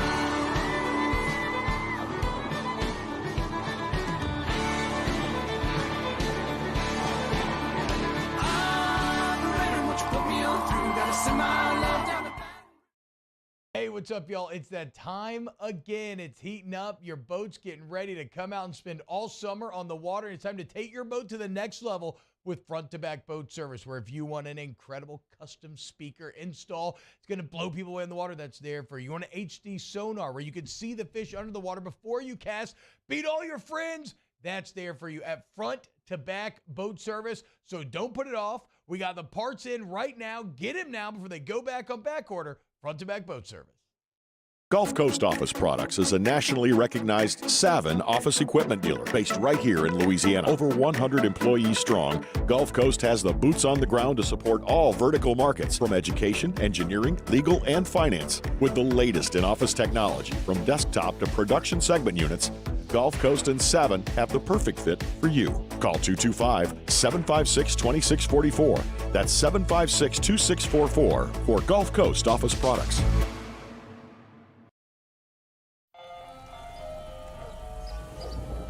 Hey there, little buddy. What's the matter?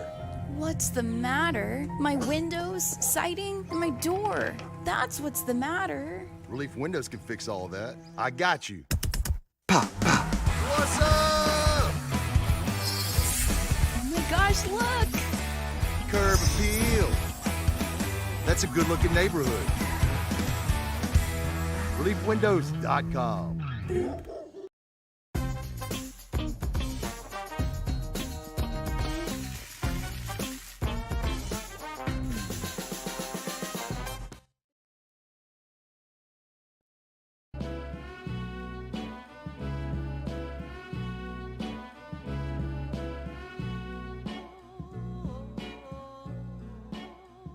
After further review with Matt Moscona, presented by Don Juan Cigar Bar, ESPN Baton Rouge, New Orleans, Alexandria.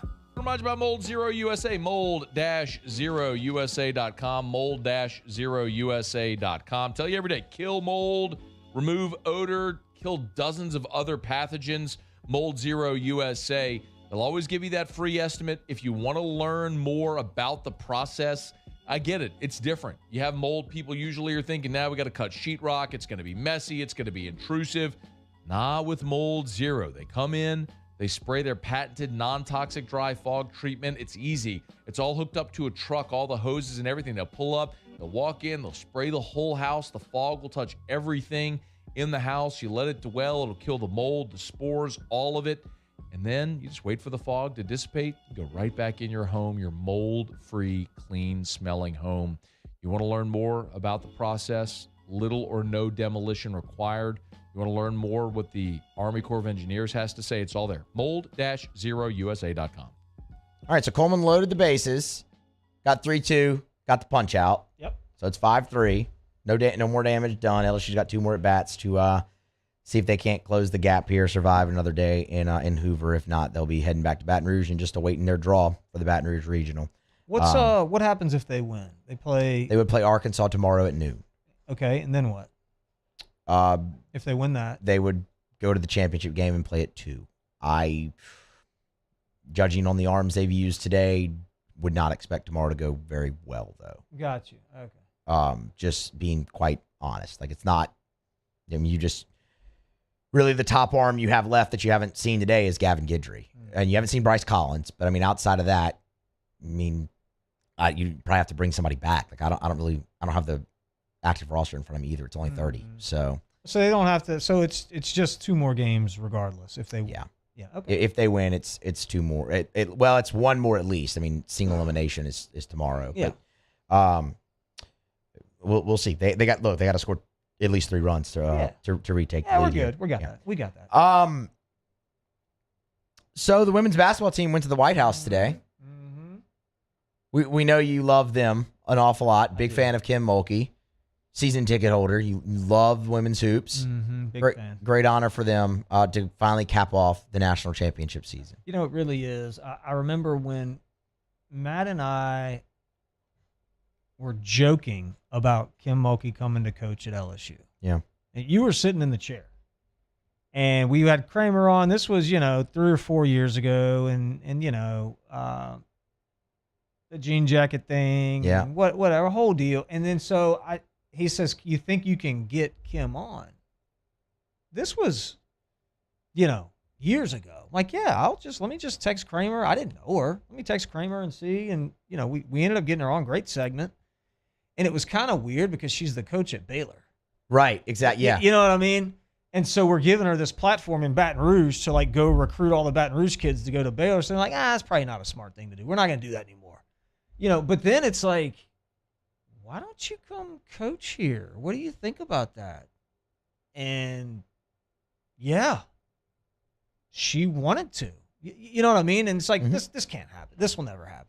And it just got energy, and people started talking about it. And then you're going, oh my gosh, this actually might happen. I mean, unprecedented to leave a school after you've won like that, come to a school and then win again. Super excited, fired up for her, for the girls on that team, the program, but for the university too, man. It really brings a lot of great attention. To a sport that's growing, that there's obviously some deficiencies at the professional side. I think we're seeing that rear its ugly head right now. And I think the more success that we see on the college level, these ladies' personalities, their successes that they have here, I'm just hopeful that there's some interest generated on the professional side.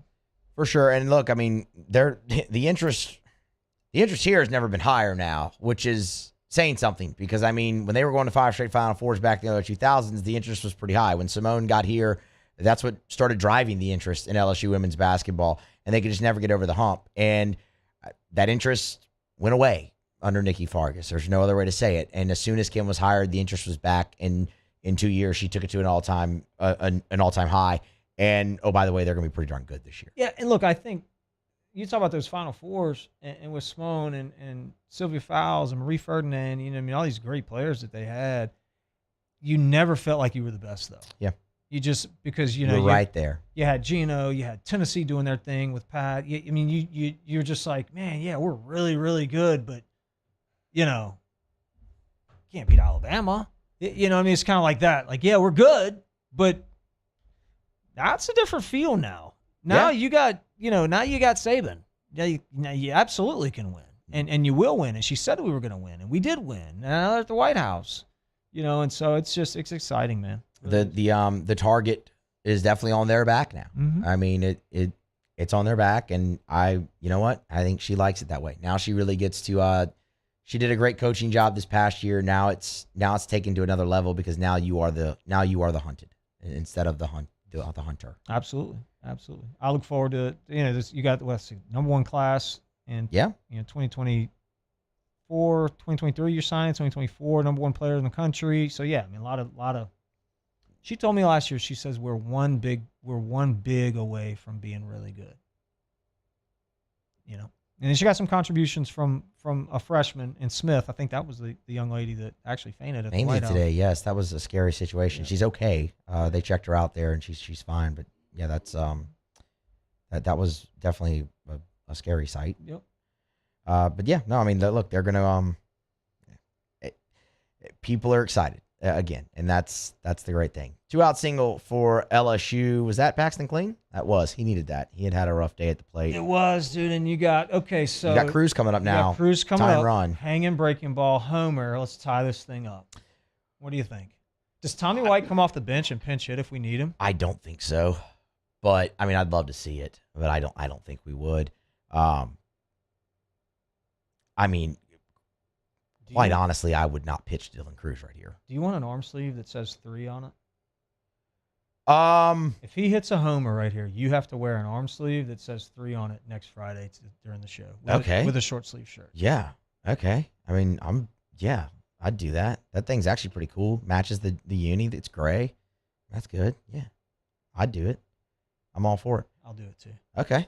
Just matching arm sleeves. Yeah. That lady's got on. She's got on a pink one. Yeah. Did anybody wear the arm sleeve before AI? I feel like no one really wore the arm sleeve before AI. Not for no reason. I mean, AI wore it for no reason. He did. He wore it for no reason. I used to tape my wrist for no reason. The TV tape? Absolutely. Got to. Let him look good, play good, man. Yeah. Look good, play good. All right, got a mound visit. We are due for our last break. Come back, wrap up Friday edition into Memorial Day weekend. Musso in for Moscona, wrapping up the Riot Radio Hour. After further review, stay here. AFR. Buying or selling commercial or residential, call Darren James and get your home sold. A lot of people think, you know what, I'm just going to do the for sale by owner route. Save the commissions. Well, a couple things. Number one, commissions are negotiable. If you're not aware of that, no matter who you hire to be your realtor, commissions are negotiable. So negotiate commissions. Darren encourages that, by the way. Also, 73%, nearly 3 out of 4 people that list their home for sale by owner end up hiring a realtor for a variety of reasons. Maybe it's not exactly sure how to price your home. Maybe you just can't be home for the showings at all times. That's why you got to hire Darren James. On the Wall Street Journal's list of the top 1% of realtors in America. Why would you hire anyone other than the best? You wouldn't. 335-7666 or agent225.com. Think real estate, think Darren James. Gulf Coast Office Products is a nationally recognized Savin office equipment dealer based right here in Louisiana. Over 100 employees strong, Gulf Coast has the boots on the ground to support all vertical markets from education, engineering, legal, and finance. With the latest in office technology from desktop to production segment units, Gulf Coast and Savin have the perfect fit for you. Call 225-756-2644. That's 756-2644 for Gulf Coast Office Products. There it is, the extra mile, on the border of expected and extraordinary for those willing to go further, like vans customized for work or play, with safety and tech to keep you connected, supported by a 5-star sales, service, and finance team, and backed by the 1-star you know. So go the extra mile. It's never crowded, because so few have what it takes to go there. Mercedes-Benz Vans. The importance of doing this fortified program and offering it to people down here is, number one, the only real chance you're going to get to do this is when you put on a new roof or build new. And through companies like HUDCO, who's kind of leading the way in this thing, it's going to offer the customers a huge advantage in the insurance market and the price of their insurance. You know, we're not looking to make a fortune off fortifying. We're trying to give you a better product than our competitor at the moment. I'm trying to do something that he can. I'm trying to give you something better. So a lot of these insurance jobs, you're getting a re-roof, you're only paying your deductible. Let's sit down and talk about the fortified and let's see what it does to your insurance premium. You're getting a steal. Yeah. You're getting a brand new roof and a fortified certificate for your deductible, essentially. And I think we're rocking and rolling.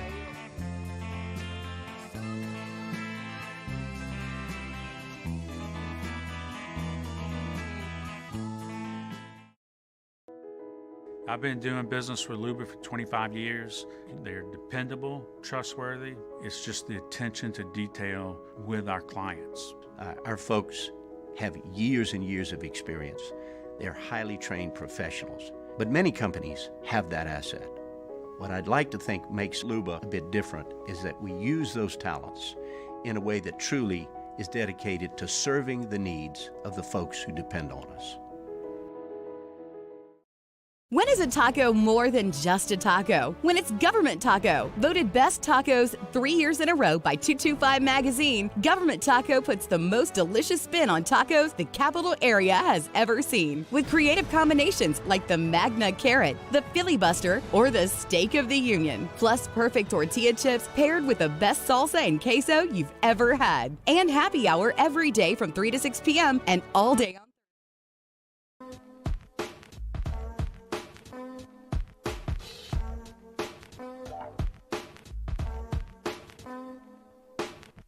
After further review with Matt Moscona, presented by Don Juan Cigar Bar, ESPN Baton Rouge, New Orleans, Alexandria.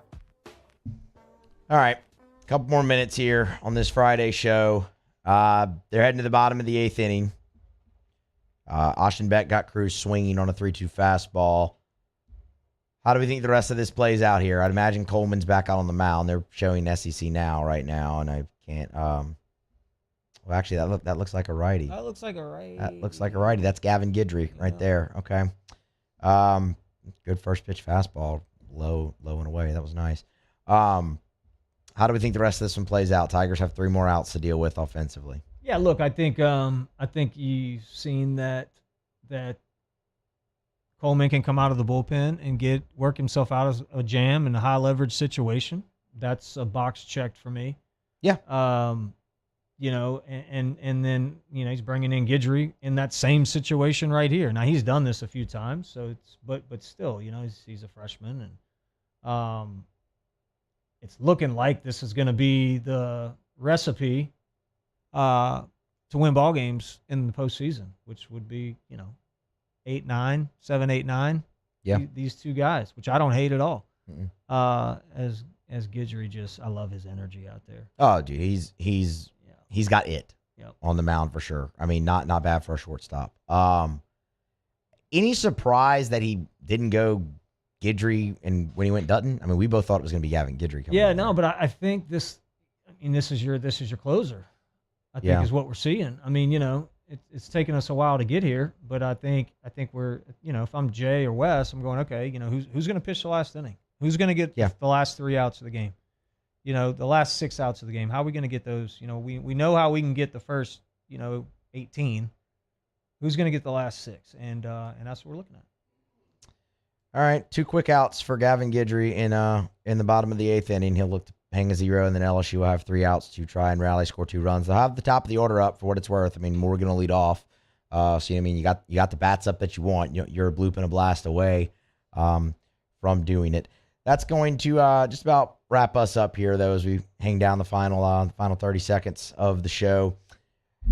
Thanks, Theriot, for coming in. It was good. My pleasure. Enjoyed it. We'll have to do it again next week, obviously. Scone's out on vacation. Would it be a game next week? Same thing? Potentially. Oh, yeah. Potentially.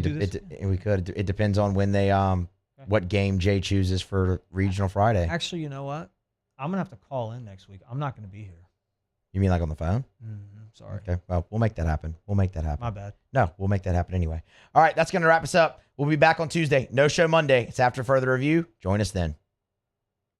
AFR. Let me remind you about Relief Windows, reliefwindows.com, reliefwindows.com.